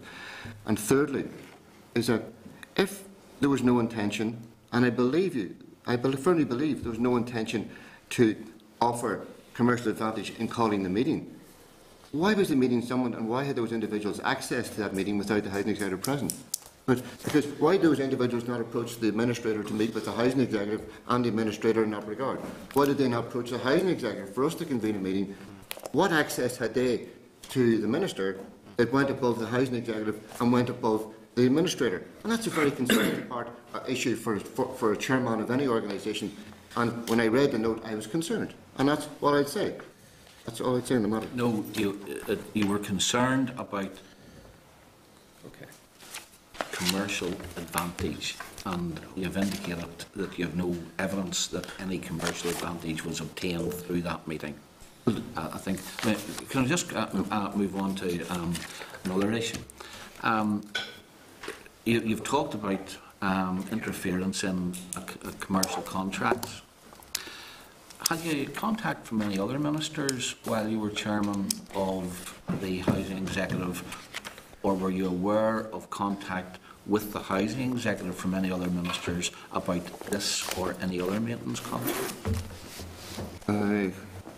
I'm on record as saying that the intervention on the Red Sky contract poor performance was referenced by the former chair of the PSC, and I said it wasn't helpful. That reference wasn't helpful during ongoing investigations and discussions by the Housing Executive Board. And no other DSD minister raised the issue of termination of contract? Oh yes, we were in discussions as a board, and we were appraising the department when Alex Atwood was Minister of the BSD. Would he have been the minister then who was referred to by Brett Lockhart in the advice which he gave to the housing executive when he referred to, I appreciate there are strong political pressures being exerted as a public body. The housing executive is subject to a different type of public scrutiny than politicians and must, in my view, act with proper circumspection, even if this means taking a longer route. No, Brett Lockhart, QC, who gave that advice in April, I think it was it April? November 2010. When Brett Lockhart offered that advice to us, that advice was on the back of the reports that we'd made, and also on the various political commentaries that had taken place. We had copied them in on political commentaries from the media that were around the Red Sky intervention, and there were numerous political commentaries around Red Sky. So who are these political pressures coming from? From political individuals and political parties. From which particular political individuals? People in West Belfast, and some people in Lisburn, we understand, and some people in around Poglass, and some. But you never had any other ministers writing to you about this? Not that I'm aware of. Never wrote to me as chairperson. That's funny, Mr. Roundtree, because on the October 2009, you actually responded to a letter from the then Minister, Margaret Ritchie. On Red Sky? Yes. Yes. Could you give us a page or one? That's page 192. Okay. Sorry, she wrote to you on the 7th of October. You responded on the 23rd of October. Yes. And what was the correspondence you wrote to me about? And about Red Sky and about the Just hold on a second, I'll see if I can get a copy for Mr. Roundtree's attention. Thank you. Okay. Oh yeah. I understand the context of this. Yes. So other ministers had contacted you about Yeah, but that was after we initiated an inquiry, and that was the minister just confirming that we had made her aware of the inquiry, and she was confirming that she had complaints had been raised, but no intention to direct the board to do anything. Well, actually, she was expressing concern about the terms of reference of the inquiry and asking for them to be extended. Yes, but the inquiry was already underway, and it weren't extended. But all I'm saying, I mean, see, and this is the point. We have some written, and I think there's one, I couldn't find it in the pack earlier on, but there was also correspondence with her successor, Alex Atwood, regarding Red Sky. Well, there would have been, yes. So it's not that Nelson McCausland was the only person who was making representations, and around the same time, the barrister who was instructing the housing executive, and I assume that this must have come as a result of some. We haven't got the correspondence from the housing executive on this one, but this must have come from the housing executive, who, because I'm sure he didn't just lift this himself, who referred to strong political pressures to terminate the contract. Absolutely, and we had people in the media calling for that termination in advance, and that's not their right, nor would we respond to that. And the advice of the board to the QC at the time was to maintain an independent position and give the board independent advice, not to take account of political interventions, but to take account of the necessary information provided by the organisation in relation to the performance of Red Sky. You must have been responding to it because you asked for legal advice as to whether or not you should respond to it. So you actually were considering buckling to this political pressure. I asked for legal advice in response to what? Well, to the demands which were being made, you say, through the media. I suspect that they were a bit more direct than that, but you must have been responding to that, else you wouldn't have been asking for legal advice as to whether or not you could terminate the contract. No. You've got to get the choreography right here, and you're totally out of context in terms of the relationship. The QC was engaged after we had completed the inquiry, and the recommendation of the audit committee at that stage was to terminate the contract. And the board sought legal cover in that regard, and the provisions that would apply to the board in terminating the contract. And you will recall in the legal advice that the legal advice stated that we could terminate forthwith. Those were the provisions that applied within the contract, and the board took the decision to give the maximum termination period of 13 weeks. But the legal advice was not one that was brought about by extensive political interference. But I want to also further elaborate. I actually welcomed Minister McCausland's discussions on the matter, but I would have preferred those to be discussions rather than directions to the board. And I think that's the issue where we went into conflict, in that the board was quite prepared to take on board considerations. And I think any public body is always prepared to take on board considerations. But we had to also go and then seek legal advice on that correspondence from Minister McCausland, which was the basis of the reply sent to the Minister. Well, if you just, I mean, you say that it wasn't as a result of political pressure, yet you obviously instructed or indicated to the barrister that there was political pressure. Absolutely, yes, indeed, yes. You indicated that there was political pressure to terminate the contract. However, even after receiving that advice, and the advice actually didn't state that you could terminate forthwith, I think the advice to the board was that we could terminate forthwith. I stand over that. Well, it wasn't, and in fact, I think since we've got a copy of the legal advice, we can see that that wasn't the case. But even after that, you met with representatives of Red Sky, did you not? Correct. To discuss how termination could be avoided if Red Sky were prepared to make a payment. Now, despite the fact that the claim was that there was millions, what was the offer to Red Sky at that stage? The issue was not just simply about finances. The issue was about improving the performance indicators around their, and which you would well appreciate, their activity. But also, the indications from ASM Harworth at that stage were, I think, £49,000 or £37,000 at that stage. Extrapolated out to about £1 million across all the contracts. And the intention at that stage was to seek some resolution of this and to maintain the sustainability and viability of Red Sky. And here was a proactive situation undertaken by the organisation. And you may recall that for what was a reduced findings at that stage, because we hadn't done the extensive inquiries and we were working through those. But at that stage, consideration would have been given of putting proposals to the board to continue to work with Red Sky and move forward to a process of resolution as opposed to a process of termination. Red Sky refused that, not the board. Red Sky refused to accept that offer. And Red Sky, when they gave evidence to us, Mr. Roundtree, explained why they refused that. Because they claimed they were being penalised for the chaos which existed within the housing executive and the contracts within the housing executive, whereby, for example, the housing executive encouraged them to apply for cleaning up 2 gardens instead of 1 garden if there happened to be too much work. That the housing executive, when it came to a screw out of a door, simply charged them for the whole door not being fitted. So rather than for a 2p screw, they got a £200 fine on the thing.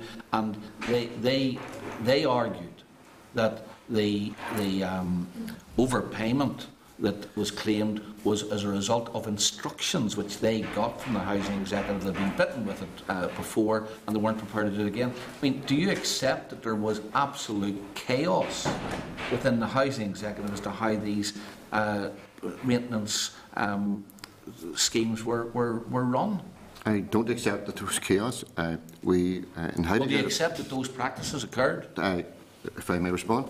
The housing executive did have issues within its personnel engaged within response maintenance. It is a matter of record that there were disciplinary procedures issued within the management team. and the management team themselves dealt with other personnel in the organisation who were involved in such matters. But in the main, the indicators were not around the performance of the housing executive staff, but around the overcharging and a sustained pattern of overcharging from Red Sky, which goes beyond performance, goes into other areas. But what we had was an attempt at an olive branch with Red Sky to meet with halfway, to at least see the board, to discuss the potential of moving forward. But their position became absolute, in point of fact, to the point whereby someone, the managing director, stormed out of the room and wasn't prepared to have that discussion, and others were trying to calm the situation down because the person couldn't at least address the positivity of the offer on the table. Here was an opportunity to maintain and sustain a relationship with the housing executive, and it was refused. But do you, I mean, you've said that people were disciplined, but do you accept this was not about discipline? This was about a policy which you as chairman oversaw, that maintenance contracts where that didn't fit into a code, that just the housing executive just made it up how the payments were made. No, that's not and true. then you try and either blame some poor wee official down at the ground level for allowing claims to go through that were claimed to be fraudulent or overpaying, or blame contractors. No, and I think that's unfair, and I would refute that. What I will say is that there have been, I believe, a number of reports conducted subsequent to the termination of Red Sky that shows no blame on behalf of the board, shows that the management, I think this committee has also seen reports that shows the management of the board withheld information going to the board in relation to response maintenance and plant maintenance contracts. But also to show that the board itself made every effort through the board and this audit committee and its internal audit function to make every effort, and through its repairs inspection unit, made every effort to try and put betterment in place. But also, we were working through archaic and outdated contract provisions which were in place before I arrived as chair. And those contract provisions were going to be replaced in March and the subsequent year. But those contract provisions were going to have enhanced performance indicators around them. And those apply to all contractors. But also, as well, could I say, is that this was not about singling out one organisation. And I wouldn't want you to be seen as you're defending one organisation. An organisation that went on the media and said that it charged for buildings that didn't exist to a public authority. And I presume you're not doing that. What I'm saying is that you are putting forward to me that both the Housing Executive and Red Sky had lessons to learn from this process, and I'm sure you would agree with that. Well, we just remind ourselves that whatever we say in the room, it's not academic, because these are all very relevant issues, but there have been quite a number of reports which we know. In fact, we're dealing with it phase 2 of the inquiry. We've dealt with quite a lot of it. So there were a lot of reports, recommendations flowing from those reports which identify failures of contracts, failures of management of contracts. So we can talk here for as long as we wish, but those are all established facts, if you know what I mean. So we can now have an exchange of opinions whether it was worse or bad or chaotic or not chaotic. At the end of the day, we know that there were quite a number of reports from all the regulatory bodies that identified significant failures, and our job within this inquiry, particularly in reference to phase 2, is to try to determine and satisfy ourselves on behalf of the public that those matters have been lessons learned and measures in place to satisfactorily redress all them and prevent any further recurrence. So, just make that point, all that's been established. But what I'm trying to establish, and in fact I'm very interested in what Mr Roundtree has said, that these practices, Spanish practices or whatever you want to call them, that led to overpayments, were in place before you became chairman, were tolerated for the 7 years that you were chairman, and were only going to be changed in March of 2011. Now, do you not think, Mr Roundtree, that if you had been aware of, as chairman of the Housing Executive, if you had been aware of those Spanish practices, or call them whatever you want, that you should have really got round to resolving them a bit quicker than 7 years? I would have, and I and the board would have liked to be in a position to resolve them. The sad situation is that you're within a fixed-term contract provision. Those contract provisions cannot be altered, right, without formal redress by the contractor. Now, no contractor was going to, none of the contractors would have agreed to any redress on those issues. what we had to work through was enhancing our own internal regulatory provisions to make sure that we were in a position to interrogate the data and the information in a more robust fashion, and also be prepared to deal with enhanced performance indicators under the new contract provisions. But further to that, these matters came to light in 2010 as a result of action taken by the board in relation to investigations into contractors. Now, the board was not aware, and it hadn't been brought to the board's attention, about irregularities before this. So, if the board wasn't aware, how were we supposed to take action? I mean, if everything was seen to be in order, the board couldn't take either action. the board runs a housing executive or it doesn't run the housing executive. And if you were, some of these contracts were awarded after you were appointed. They hadn't been running for 7 years at that point. If these practices which led to overpayments were in existence before you took over as chairman of the housing executive, it just surprises me that the board never made any attempt to change them until this came to fruition. I mean, it does call into question how effective your chairmanship of the board was. Now, let me just. Chairperson, I take that as exception. I personally think it's personal, my personal integrity and my sector here. I'm going to allow you in a wee minute. So. Okay, and I mean, just the last point that I want to raise is that if the Spanish practices were being carried out... I don't want the Spanish consul to be coming on this after. Well, whatever kind of... If these dodgy practices, and the word dodgy... So whatever, but... Where officials on the ground were having to authorise payments which they knew shouldn't have been made, but there was no other way of making payments for exceptional work which was done, etc. If that were the case, then was the Minister not correct in raising with you why terminate the contract of one particular group, whilst quite clearly all of the rest of them, because you've told me this was established practice within the housing executive, all the rest of them were probably getting overpaid as well. And was it not reasonable for the Minister to argue that until it had been established, and I think that you've given an answer to Mickey Brady, that your argument was that despite knowing this, you didn't believe that the bona fides of the other contractors were in question. Yet you've just admitted to me here now that everybody was overpaid because that was the way the housing executive did it. No, I didn't say that. I said that we have performance indicators, and what I'm saying is that the board took every reasonable step that the board could take to get to the crux of a problem. Remember, the housing executive is a housing authority. It is not an investigative police authority, right? And one of the issues that I did do as chairperson was I asked for the Serious Fraud Office to come in, and that was way back in 2010. I asked for the Serious Fraud Office in 2011. I asked for the Serious Fraud Office to intervene because I had concerns in that if there were inappropriate third-party relationships outside of the housing executive, we as the housing executive have no method of intervention around analysing those interventions.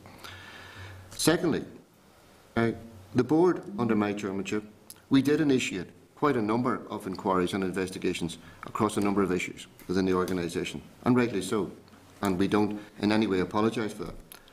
But there was nothing in terms of extensive negative performance indicators around other contractors that drew us like a magnet straight to them.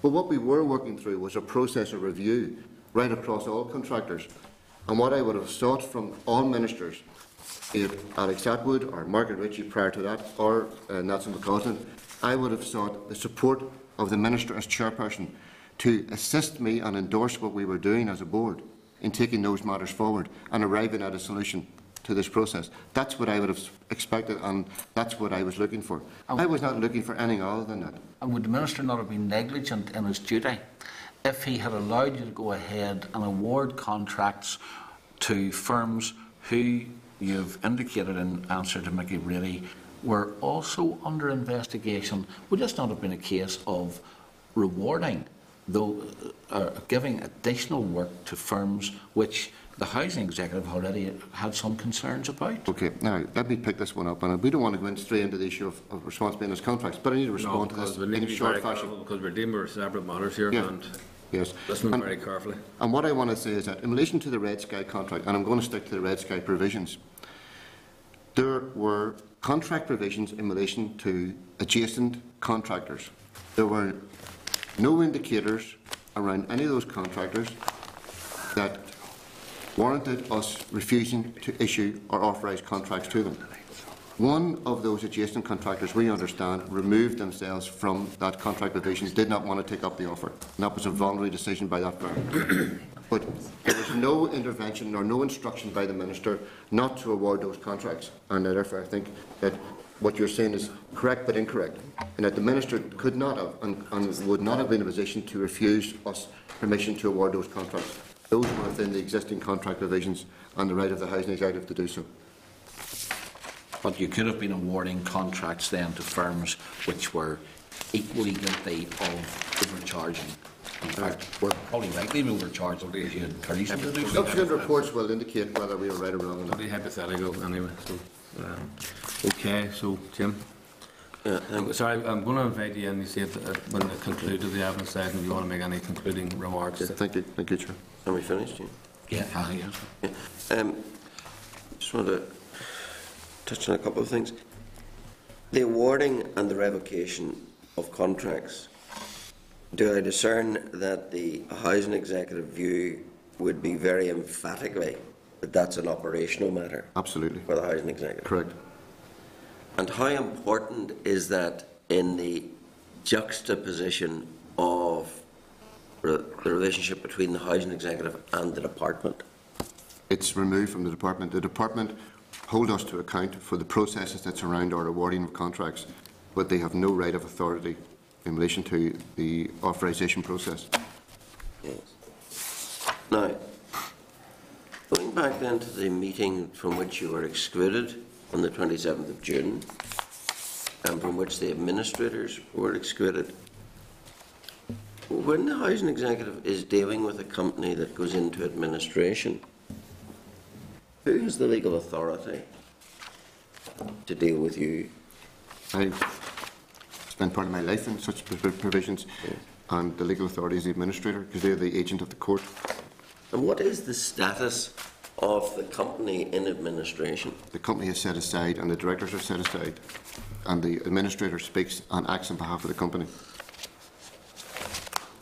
So, in regard to the minute of that meeting from which you were excluded, the fourth paragraph of that minute says that Peter Cook, as we understand, had been Former managing director. of Red Sky, gave the Minister a brief history to the company and advised on how they were trying to establish a new company to acquire the entire Red Sky business. Yes. What does that convey to you? That was my concern about the transfer of potential commercial opportunity. Yes.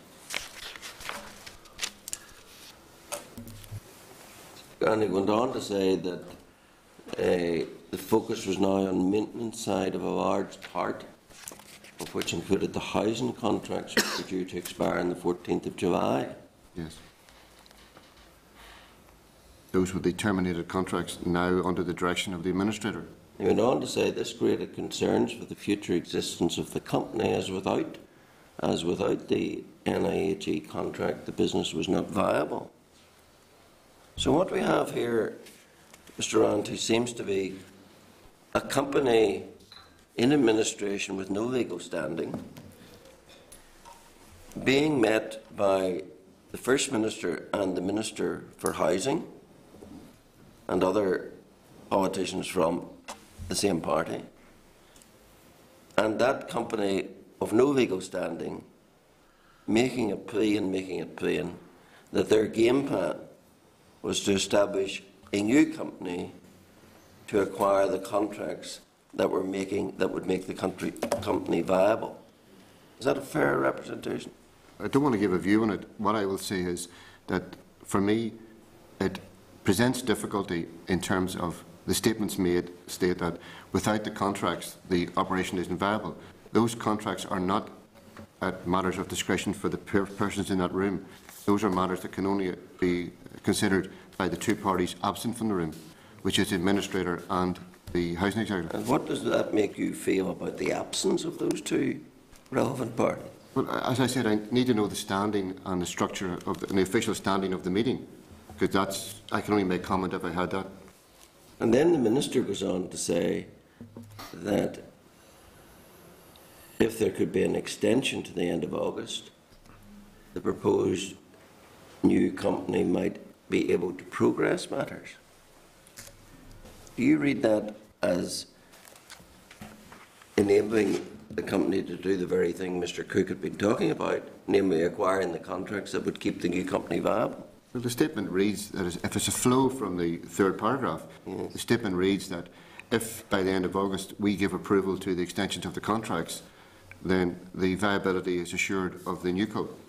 And how does that sit with the independence of the housing executive as having control over contracts themselves as a purely operational matter? Well, in a way it bypasses the procurement process, but it also breaches the provisions of the existing contract, because we were already in advanced discussions with adjacent contractors around those provisions. And prior to our board meeting on the 5th of July, we had a confirmed email from the administrator saying that they were not in position to undertake this work and extend the contracts. And what you were then facing on the 5th of July was correspondence from the Minister asking for initially a 6-month extension in that context, amended on that morning by the email originating from Mr. Brimstone to 4 months. Yes. Yes. It's hard to escape the conclusion, is it not, that that all ties back pretty indisputably to the Minister seeking to get more time for the company to progress matters. Well, if the recommendation on the morning in relation to that email had made reference to that meeting and enclosed a note of the meeting, we'd have been in a clearer position to understand the background around the option, because we had no idea what this option was supported by. But you were quite conscious of being kept in the dark about that. But I didn't know about this meeting, so I wasn't aware of it. Yes. So the board was not a party to those discussions, whether that's deliberate or whether that's an oversight. But the board was not party to those discussions. Nor was the Administrator. Nor was the administrators. Now, was there a request to the Housing Executive to meet with the new company? No. I think, in fact, Mr. Rowntree, we have some no. email trail which suggests there was, and the Housing Executive declined because the new company wouldn't say who they were. No. What we had was, we had a request, we had a request to meet, I thought you meant new company as in incorporated entity. No. No, okay. We had a request to meet with an unidentified party. We asked the administrator, which is proper and right, because as a chairperson and as a chief executive, we wanted to have it under proper record who exactly we were meeting and in what context we were meeting them. And we asked the administrator to confirm the exact terms of engagement and the bona fides of the organisation we were meeting, and they couldn't provide that to us, and we refused to meet. The Housing Executive had previously met With Red Sky. with a potential bidder. Correct. For Red Sky. Yes, we met with, yes, and that was the instructions of the administrator to provide some context as to the provisions around the existing contracts, and that could they acquire those existing contracts, and we told them they couldn't either. And now you had this request to meet unspecified people. Correct. About the acquisition of the same contracts. Correct. And you refused. And the issue was that because we had the bona fides of the previous people, they were an incorporated entity, and the directors' names were forwarded to us, and we knew who we were meeting in that regard. But remember, the people who put forward, who were suggested to us at that stage, were the previous directors of Red Sky, and we asked the administrator, were they representing the administrator? And they said no, they're representing the new co. And we said, and what is the intention of the new co? And they said, we are in discussions with them. But we needed to know what that intention was. Could it compromise everyone's position in the room? And clearly that note gives testament to that. Thank you. Okay, I think one final point. Comment yourself. Just in relation to the last question that Jim asked there, the Minister wrote after the meeting of the 22nd, 7th of June, which you quite rightly pointed out, the people who attended were informed that this was a matter for the Housing Executive and for the Administrator. He wrote and he then asked that consideration be given to an extension of the contract for where it was for 6 months. Is that any different from Margaret Ritchie writing and asking you to extend the terms of reference? Is it not perfectly legitimate for a minister to ask you to consider a certain course of action? Okay, if I may respond, Chair. In relation to Minister Ritchie writing, that was about an inquiry that was ongoing, and the terms of reference were such that if the Minister had concerns, and I'd appreciate even a departmental official, senior official had concerns around terms of reference, those would be matters for consideration by the organisation. But in this case, this was a matter of an ongoing procurement exercise around contracts, and also the potential to award a contract under basis of extension to a new party, because we weren't awarding that contract to the Administrator, because the Administrator had already confirmed to us that the Administrator could not undertake that and couldn't give us the necessary guarantees in relation to the extension. Therefore, that becomes a matter of procurement. It's not even a matter for the Board. The Board don't involve themselves in procurement. They are outside of procurement. It's an operational matter for the organisation and must be retained in that independent fashion. And that's where I leave it, because the Minister is entitled to write, but in my view, the Minister leaves himself exposed to a little bit of risk around potentially being seen as interfering in our procurement process. That's all I'd say. But he was not instructing, let's get this clear, he was not instructing, he was, in light of a meeting where it was suggested here is a way of saving X number of jobs and of ensuring that contracts are not handed to companies which may have been guilty of the same as Red Sky or worse, because it hadn't been ascertained at that stage that wasn't the case.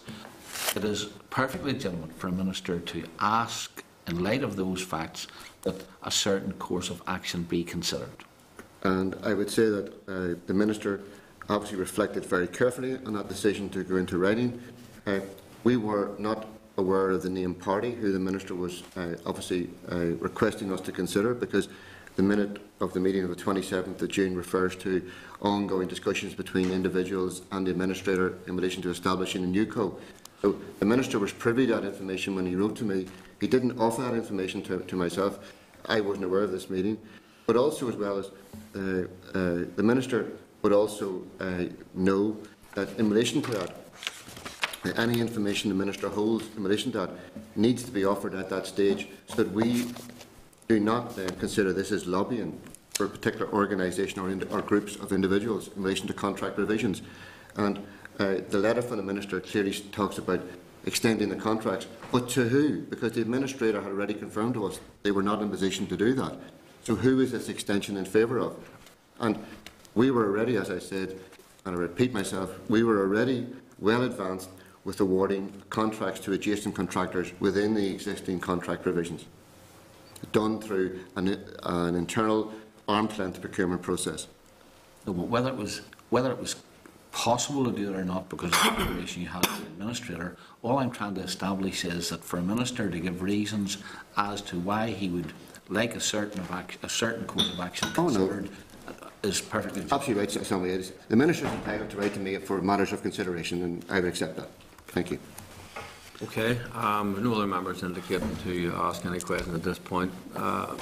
Brian, so obviously it indicated earlier on you wanted to respond to some remarks, so you have an opportunity now to make any winding up remarks that you want to make, and also feel free, as the committee will do after this, to correspond back with yourself again if we want to follow anything up. And again, it's a standing invitation to yourself as all other witnesses to do the same with yourself. But any remarks you want to conclude with this morning, please do. Thank you, Chair.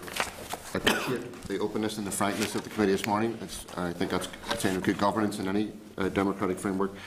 And I'm a big supporter of the independence of Northern Ireland in terms of its democratic framework. I think we need that assembly, and I think we need this retained. Could I just say that in terms of this committee hearing, what I don't want is, I don't want this to be personalised against me. I was the chair of a board, a corporate entity, and that corporate entity made these decisions. And in your reflections, I would ask you to make sure that the board is retained as a plural. It's not an individual. I am not the housing executive. I was just the chairperson of it at that time. I'm privileged to be so. Also, what I want to do is make sure that the integrity of the organisation is not called into question for what are issues surrounding individuals internally and organisations externally. But in the main, the organisation continues to provide a wonderful service to Northern Ireland and has done so in the past. Thirdly, I want to say that this was a matter where I felt, as chair, that the board acted appropriately and the board endeavoured to put in place the reasonable measures to deal with an issue. In my view, and I said I wouldn't give views, but you've asked me for conclusions today, summing up, I think it would send a wrong message that a public authority cannot terminate a contract on the basis of evidence provided to that public authority after extensive investigation. And I'd ask the committee to consider that as my closing remarks. Okay, Mr. Rowntree, thank you for your attendance here this morning. And as I said earlier on, look, you know, if any else you want to add, then feel free to do that, and the committee may wish to return to yourself at a future date. Thank you very much. Now, thank you, members, for that. Members, as I said earlier on, there, once we conclude this session, I certainly am under personal pressure to be out of here. We have a couple of could be lengthy enough briefings, depends on the members, but I'm getting indications here we may actually have difficulty with retaining a quorum. You're indicating something you need to get away, which would be 1, 2, 3, 4. We're out of quorum. We're going to be out of quorum.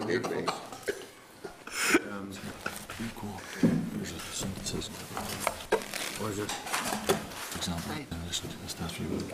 Somebody's a begging book down there. Any decision correspondence. Might need help to carry it. Don't think so. I think it'll come back Friday. Okay. So that and that, they're just briefings. I'm going to be, well, I'm getting indications here, very clear vibes that there's another probably 2 members that definitely had to be away in a couple of minutes. And if that is the case, we're going to be out of quorum, and that means to say that yourselves, I'm very, very sorry that you've been here probably Stood up by the Prime Minister. wasting your morning. Unfortunately, because we're not going to be quorate to continue on with the business. What I'm going to ask the members is there are 2 items to deal with the statutory rule, and just to permit the correspondence to be dealt with as per the memo.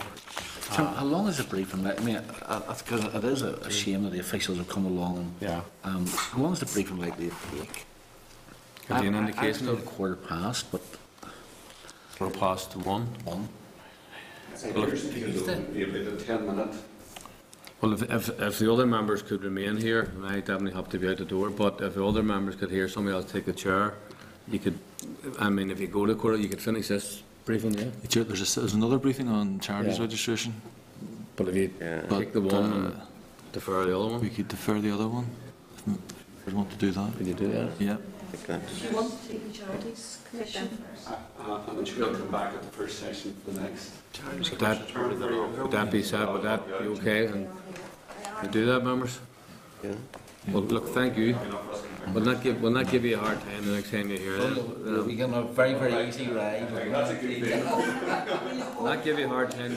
Not give you a hard time the next meet, but we will give you a hard time meeting after that.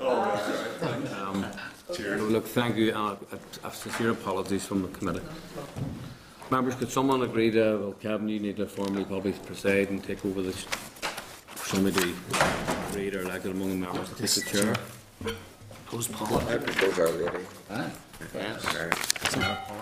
Take your moment in the sun. Sorry, can I just do it a little bit more formally? Yeah, Our Lady is probably not.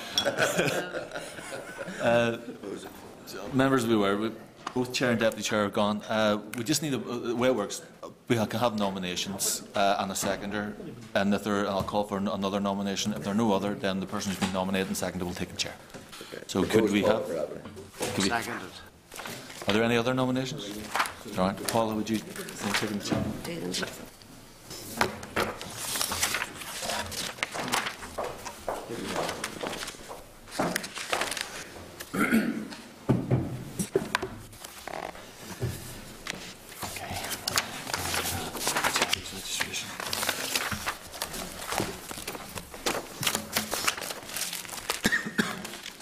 Okay, Francis and Tom, do you want to come ahead and take a seat?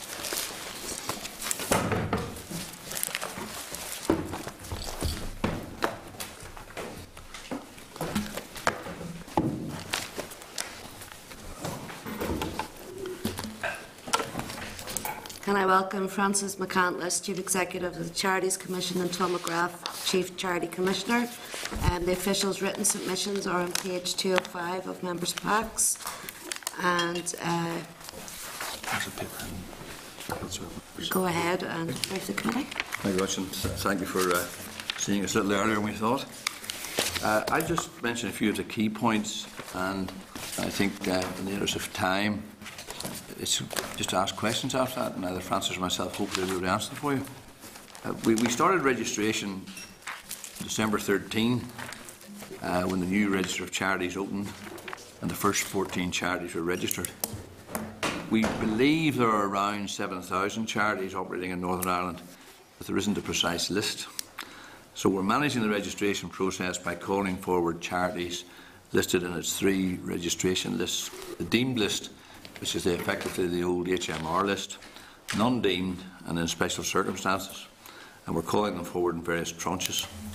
First tranche, 164 organisations, that was in December 13, and as at 25th November, we've got 3,676 charities have been called forward. And there's a further 2 tranches due as of the 5th of December, and it is our hope that all charities on the current registration list will be called forward by autumn 2015. As at 25th of November, we had 636 charities registered, and they are now being registered in addition every week. We've got 870 registration applications submitted, which were being processed. 3 registration applications have been refused, as the Commission concluded the organisations had not demonstrated that they met the legal requirements to be registered as a charity in Northern Ireland. As a result of the registration, 278 charities have come forward to tell us that they've closed, and a further 31 claiming that they're in the process of closing. Since the beginning of registration, we've identified a number of issues which have impacted on the progress of the registration: a poor quality of information and out-of-date information on the deemed list of charities, and a high number of low-standard registration applications. And we've taken some action to try and mitigate those issues. So those would be the main highlights of our report. I think, Chair, we leave it to your members if they have questions to ask us. Okay, thank you, Tom. Can I just ask, you talked there about the 13 tranches, equating to some 3,676 charities applying for registration. However, as of 25th of November, only 636 charities have registered. On average, how many are you getting every week? Gosh, well, they have, Chair, they have 3 months to come forward once we call them. So there's a 3-month time lag built into that. So as of today, there are almost 700 on the register and about 1,000 applications pending on top of that. So of the almost 4,000 that we've called forward, about 1,700 have submitted applications. On top of that, we know another 300 plus have told us they're closed or closing, and the remainder will still be within their 3-month period to come forward, minus about 300 organisations that we have not been able to contact at all.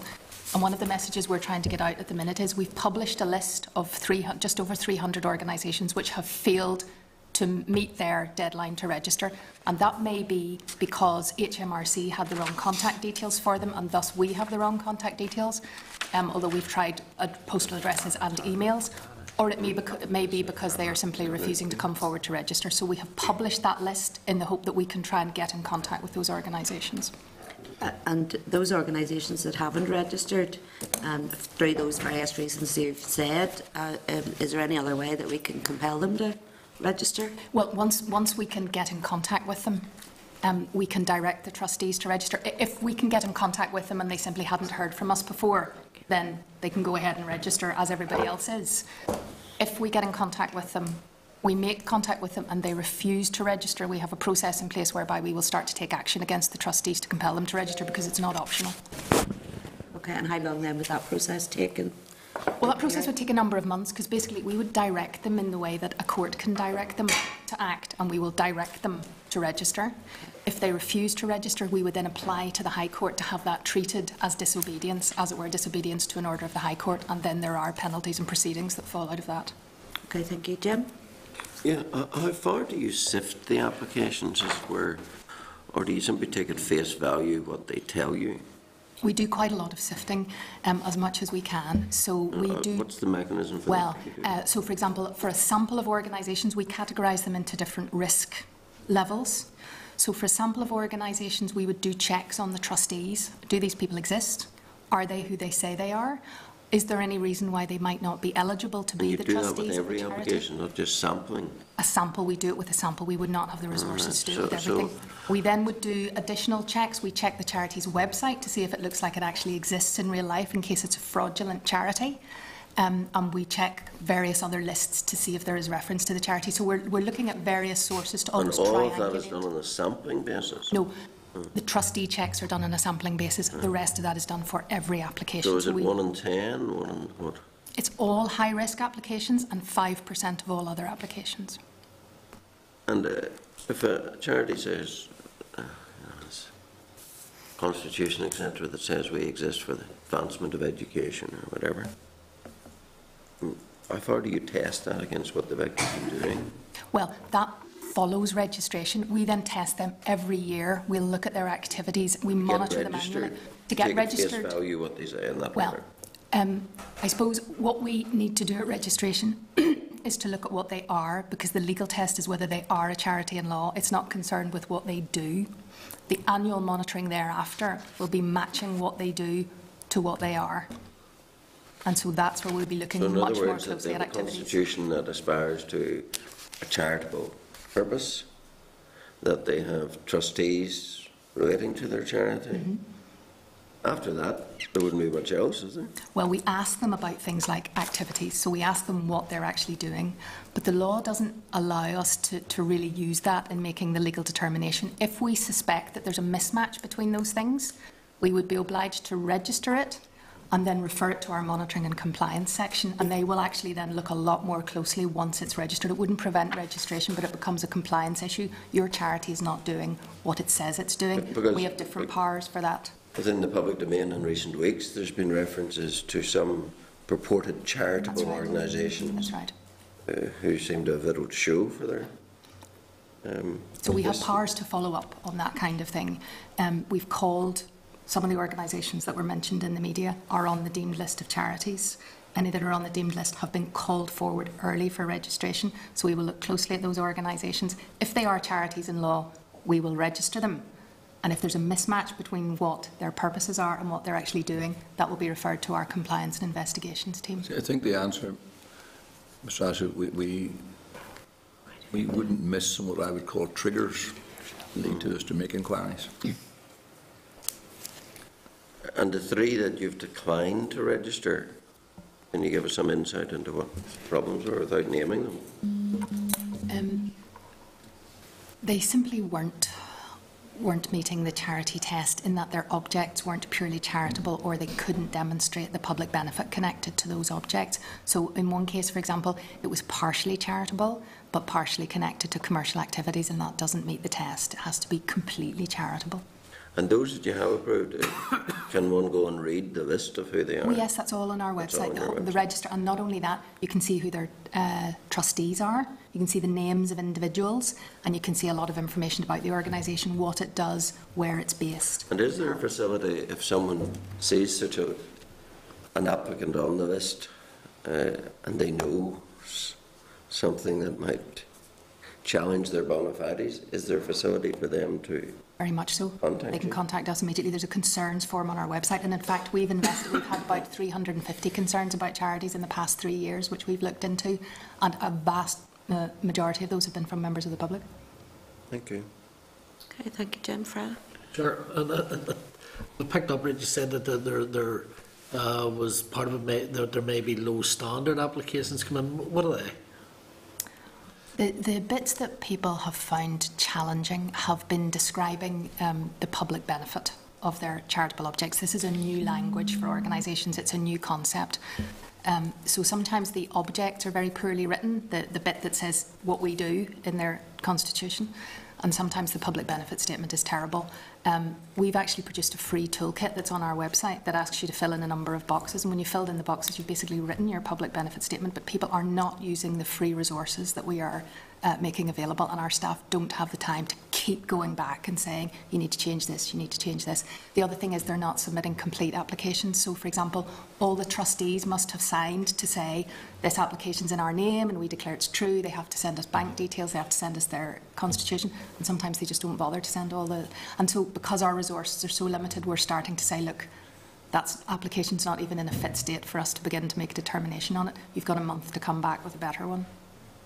It's just picking up because there are quite a lot of groups and organisations where the capacity may not be there. That's exactly right. To do that. So we've been working with a lot of network bodies, and we've trained them with good examples and bad examples of all of these bits of the form.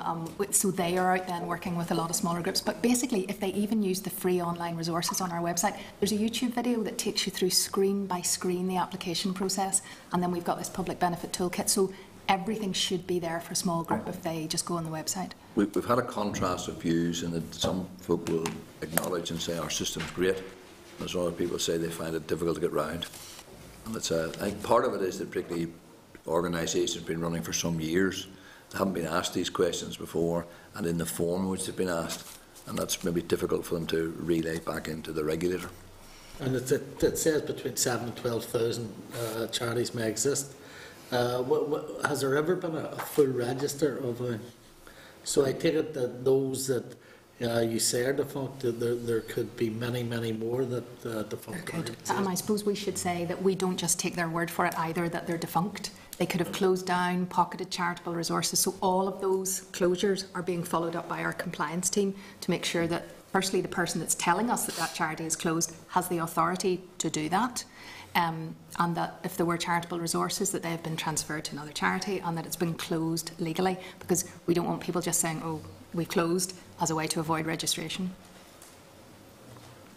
Okay, thank you, Fred. Just to pick up on the point that Fred made about the poor applications, and we know this is a work in progress and you'll be back in front of us, I'm sure, many times over the next wee while. Has that led you at all to rethink the process on how it could be done differently or change or amend? Well, I think we've tried to improve it. The difficulty is we can't provide resources and a daily advisory service, where somebody calls down and says, here you are, help us, take us through the form. So we've tried to make it as easy as we can for folk. We're doing a lot more face-to-face work than we had planned. We're a tiny staff, 20 plus people dealing with maybe 10,000 organisations.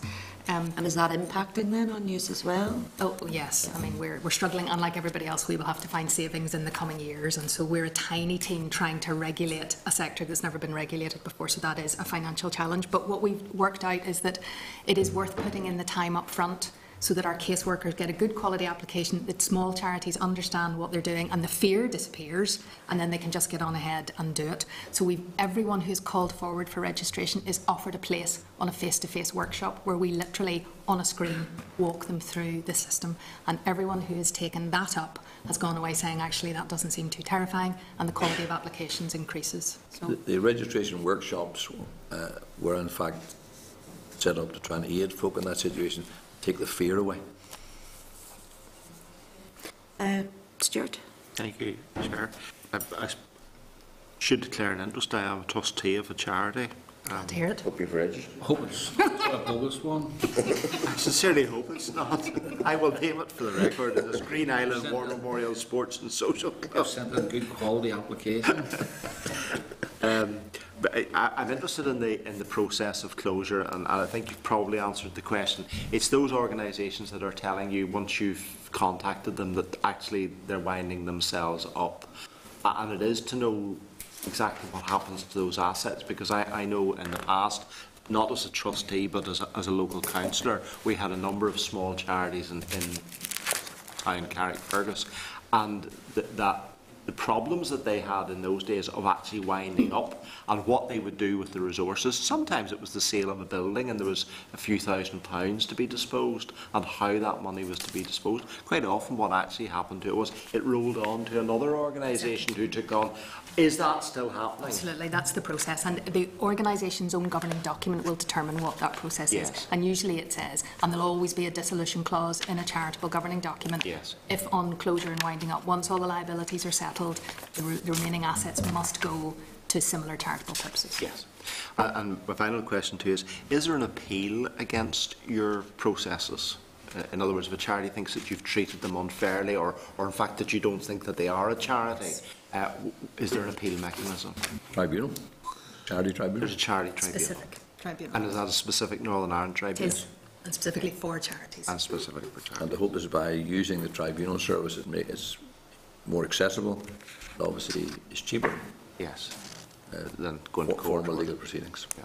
And have there been any cases taken? Oh yes, there've been a few. There've been a few. Yeah, mostly up until this point, because registration is fairly recent. There've been no registration challenges, mostly to do with our investigations into charities. Okay, that's fine. That's very helpful. Thank you. Do you charge for the registration? No. Don't charge for anything. And there's no. Given what you've said about your lack of staff and your ability to monitor, there's no plans to look at creating some finance for the registration process? I suppose I would say we can't say never. And I know there was a few with regulators in other fields that some of the cost of registration and management of the regulatory body should be paid from the members, for want of a better word. But at the minute, there's nothing for our attention. The legislation does make provision for charges, but the money would go straight back to the department, so it wouldn't help us in terms of our resources anyway. Just in relation to the high-risk charities that you do 100% sampling of, how do you determine whether we have a risk matrix? High risk? So we'd be looking at whether the charity had a history that we were aware of that was problematic, of general non-compliance or problematic behaviour. We look at the level of resources it's dealing with. We look at whether it's in a novel or contentious area, by which I mean an area of charity law, not a geographical area. We look at whether it's a particularly high-profile organisation. We look at whether its constitution has got any particular quirks built into it that would make it high risk. So we've got a risk matrix, which starts with zero tolerance. If we suspect there was fraud or something going on, there were things that would be referred directly to the PSNI, high risk, and then we've got medium and low risk, and then we've got a fast track for organisations which can be grouped. So, for example, churches, which are all operating under one governing document, or PTAs or scout groups, they can be fast tracked because we will look at the overall governing document and then we can speed the rest through. You see, just on the ongoing monitoring, which obviously is quite important, but given that there's 7,000 of them and you're still in the process of registering, do you do any monitoring at all, or are all your resources taken up with registration at present? We're very much focused on registration at present, but registration has thrown up monitoring issues, which we have passed over to the monitoring staff. The way the annual monitoring works is that a year after they've registered, they will have to begin accounting to us for the year just past, and they have 10 months to do that. So we haven't actually hit the first monitoring deadline yet for the first registered organisations, but basically they'll send us their annual accounts, they'll send us a trustee's annual report, and they'll send us a monitoring form that we've devised, with a lot of information about what's been going on. And so our staff will be sampling those. Now, we have 2 staff currently working on monitoring. So while we're very focused on registration now, the steady state of our work ongoingly forever is monitoring 7 or 10 or 12,000 organisations every year. And again, just to follow up on Jim's point, if a member of the public were to indicate, look, that lot's got themselves down as a charity to do A, B and C, and they're not doing A, B and C at all, they're doing X, Y and Z, or they're not doing anything, bringing money in and not using it, that would trigger it would. You putting them at the top of them already? It would, and also the investigations team could look at them. I mean, we had over 300 complaints come in, some from within charities and some from without, but principally from within the charitable world, and our investigations team must pursue those, and promptly. So we've got another 4 people on top of those 2 compliance and monitoring people. And if you identify that through your monitoring that they're not actually complying, what are the penalties in that case? I mean, can you deregister them totally, or...? No, that's not a penalty that's available to us, because if they're a charity in law, they're a charity in law. What we can do is remove the people who are currently running that charity and replace them with people who are willing to do it properly. So we can remove and suspend trustees, we can remove assets, we can remove and suspend staff, we can direct. I mean, by far the easiest way is to get the trustees to fix it themselves. So we can direct them to undertake certain actions to put things right. So there's a whole range of powers that we can use and escalate. And out of the, I think, was it 300 you said that you'd had already, or references already to? About 350. Yeah. And has any of those actions been taken as a result of the 300 complaints so far? Yes, absolutely. We've removed a trustee, we've suspended trustees, we've suspended a member of staff, we've made a number of directions to direct charitable trustees to act in certain ways. So a lot of those are things that can be fixed by us giving a bit of advice. It's a small number at the very top end where we have had to take those statutory actions. And what liaison would you have? Let's say you find somebody who's not compliant or whatever, or you have concerns about them. What liaison do you have with HMRC? Very regular liaison with HMRC, and in fact we've had cases brought to us by HMRC. So we've got a very good relationship with them, likewise with PSNI. Okay, Sally. Any other questions? One quick question. Is it registration for life? Once you're registered, you're there? Unless you changed your object, because it's your objects that would make you a charity. So it's not reviewed at any point? Well, everything is reviewed annually as part of that monitoring, and Yes. you But couldn't... there's no obligation to reapply at any point? Is that in other jurisdictions where charities are regulated? That's the same. The same. Same thing in Wales. You're registering your governing document. Is and there if you want anything, any significant differences in our process and theirs?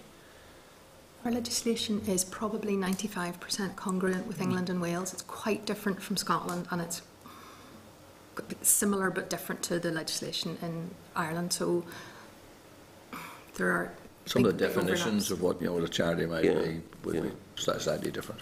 But we have, I should say, we have very close contact, not just with HMRC, but with all those other regulators, because we accept that there are charities working right across these islands, and we're not trying to impose additional. So do you have to be registered if you're operating across the UK in each jurisdiction? It depends to which jurisdiction your governing document falls to be subject to the courts. So if you fall to be subject to the courts in Northern Ireland by virtue of what you are and how you were formed, you're a charity in Northern Ireland. But if you are subject to the courts in England, we wouldn't expect you to be a fully registered Northern Ireland charity. We do a kind of a... So take the example of a charity whose one of its purposes, say, campaigning on abortion issues. That wouldn't be charitable. Well, I'm sure it could be contrived in some way to be charitable, no? That'd be a political purpose, and that can never be charitable. If you campaign to change the law in any jurisdiction, that's political purpose, and it will never be charitable. But if it was for the assistance of people seeking abortions, for example. That might fall under a health Right. object. Could that charity be registered in England and Wales by virtue of what the statutory framework there is in relation to abortion? but operate equally in Northern Ireland without being registered? It could, but it wouldn't be without being registered. It will fall under a category in the legislation, which is section 167, which is non-Northern Ireland charities operating here, and we'll keep a different register of those, and we will monitor them annually, but with not the full requirements of a Northern Ireland charity. They wouldn't have to disaggregate their accounts, for example, because they're already reporting to another regulator. The big national medical charities, I was involved for some years with Arthritis Research. So Arthritis Research would be a charity principally registered in England and Wales, but has had to do, we would say, a nod through registration in Scotland and eventually in Northern Ireland. And have you yet invited those? That's not commenced, that section of the legislation is not commenced, but it will be, I suppose, that once we get through the Northern Ireland charities, that will be the next job. And to see just on the point you made to Jim there about if a charity is, if a group is campaigning to change the law, it can't be treated as a charity. Is that only if its primary focus is that? Because I mean, if its actions are campaigning to change the law, that's fine. I think what Jim was saying was if its purpose is to change the law. So if its purpose is to end poverty and its activities are to campaign to change the law to help people living in poverty, that would be all right. Because if its primary purposes are political, or if any of its purposes are political, it can't be a charity. And if its only activities were all political in advancing a purpose which was otherwise not political, we would look very closely at that and say, actually, this is a political purpose by the back door. So the activities and the purpose are slightly different, but they must be in balance. Okay, members. Thank you. Thank you, and can I thank you, Francis and Tom, Thank you very much. for your briefing. No doubt we'll be seeing you in the not too distant future. Okay, thank you very much. Okay, I'm aware that members need to go, so if we can move swiftly on, because we do still need a quorum for the next issue, and that is the statutory rule on page 218, and that's statutory rule 298, the Occupational Pensions Re-evaluation Order, Northern Ireland. The Department has made a statutory rule under powers conferred by the Pension Scheme Northern Ireland Act 1993. The cover note summarising the rule is on page 219 of Members' Pack. The committee considered the SL1 pertaining to this rule at its meeting on the 27th of November and was content for the rule to be made. The rule allows for the value of persons' pensions to be protected when they leave a pension scheme early, revaluing the pension in line with inflation using the Consumer Price Index. The rule is subject to negative resolution procedure before the Assembly, and the regulations will come into operation on the 1st of January 2015. Can I ask members if they have any objection to the rule? No, thank you. Therefore, I need to read to members that the Committee for Social Development has considered the statutory rule SR 298/2014, the Occupational Pensions Re-evaluation Order, Northern Ireland, 2014, and subject to the Examiner of Statutory Rules report, has no objection to the rule. Great. Thank you, members. Okay, we move on to correspondence. Correspondence covering memos on page 25 of the members' tabled items. Can I draw members' attention to correspondence in relation to an email sent by Mr. Sands on page 228 of their packs? Part of the evidence in the committee's inquiry. Members may wish to consider this when Mr. Sands returns to brief the committee in the new year. I think we'll have a bit of fun with that. 8.2, the Department has written to update the committee on the Supporting People programme, which is on page 270. Members sought an update following a concerned email from Unison. Members agreed to schedule a briefing from Unison and may wish to proceed with this in the new year. 8.3, the committee has received correspondence from the Northern Ireland Human Rights Commission outlining the recommendations with respect of human rights of carers, which is on page 275. The Chief Commissioner has indicated that he would be happy to meet with the committee, and members may wish to schedule a briefing for this also in the new year. 8.4, the Director of the National Energy Action, Pat Austin, has written seeking to present evidence to the committee on the current situation in respect of fuel poverty. This is on page 286 of Members' Packs, and in particular the issue of the ending of the Northern Ireland Sustainable Energy Programme. If members are content to schedule a briefing for this also in the new year.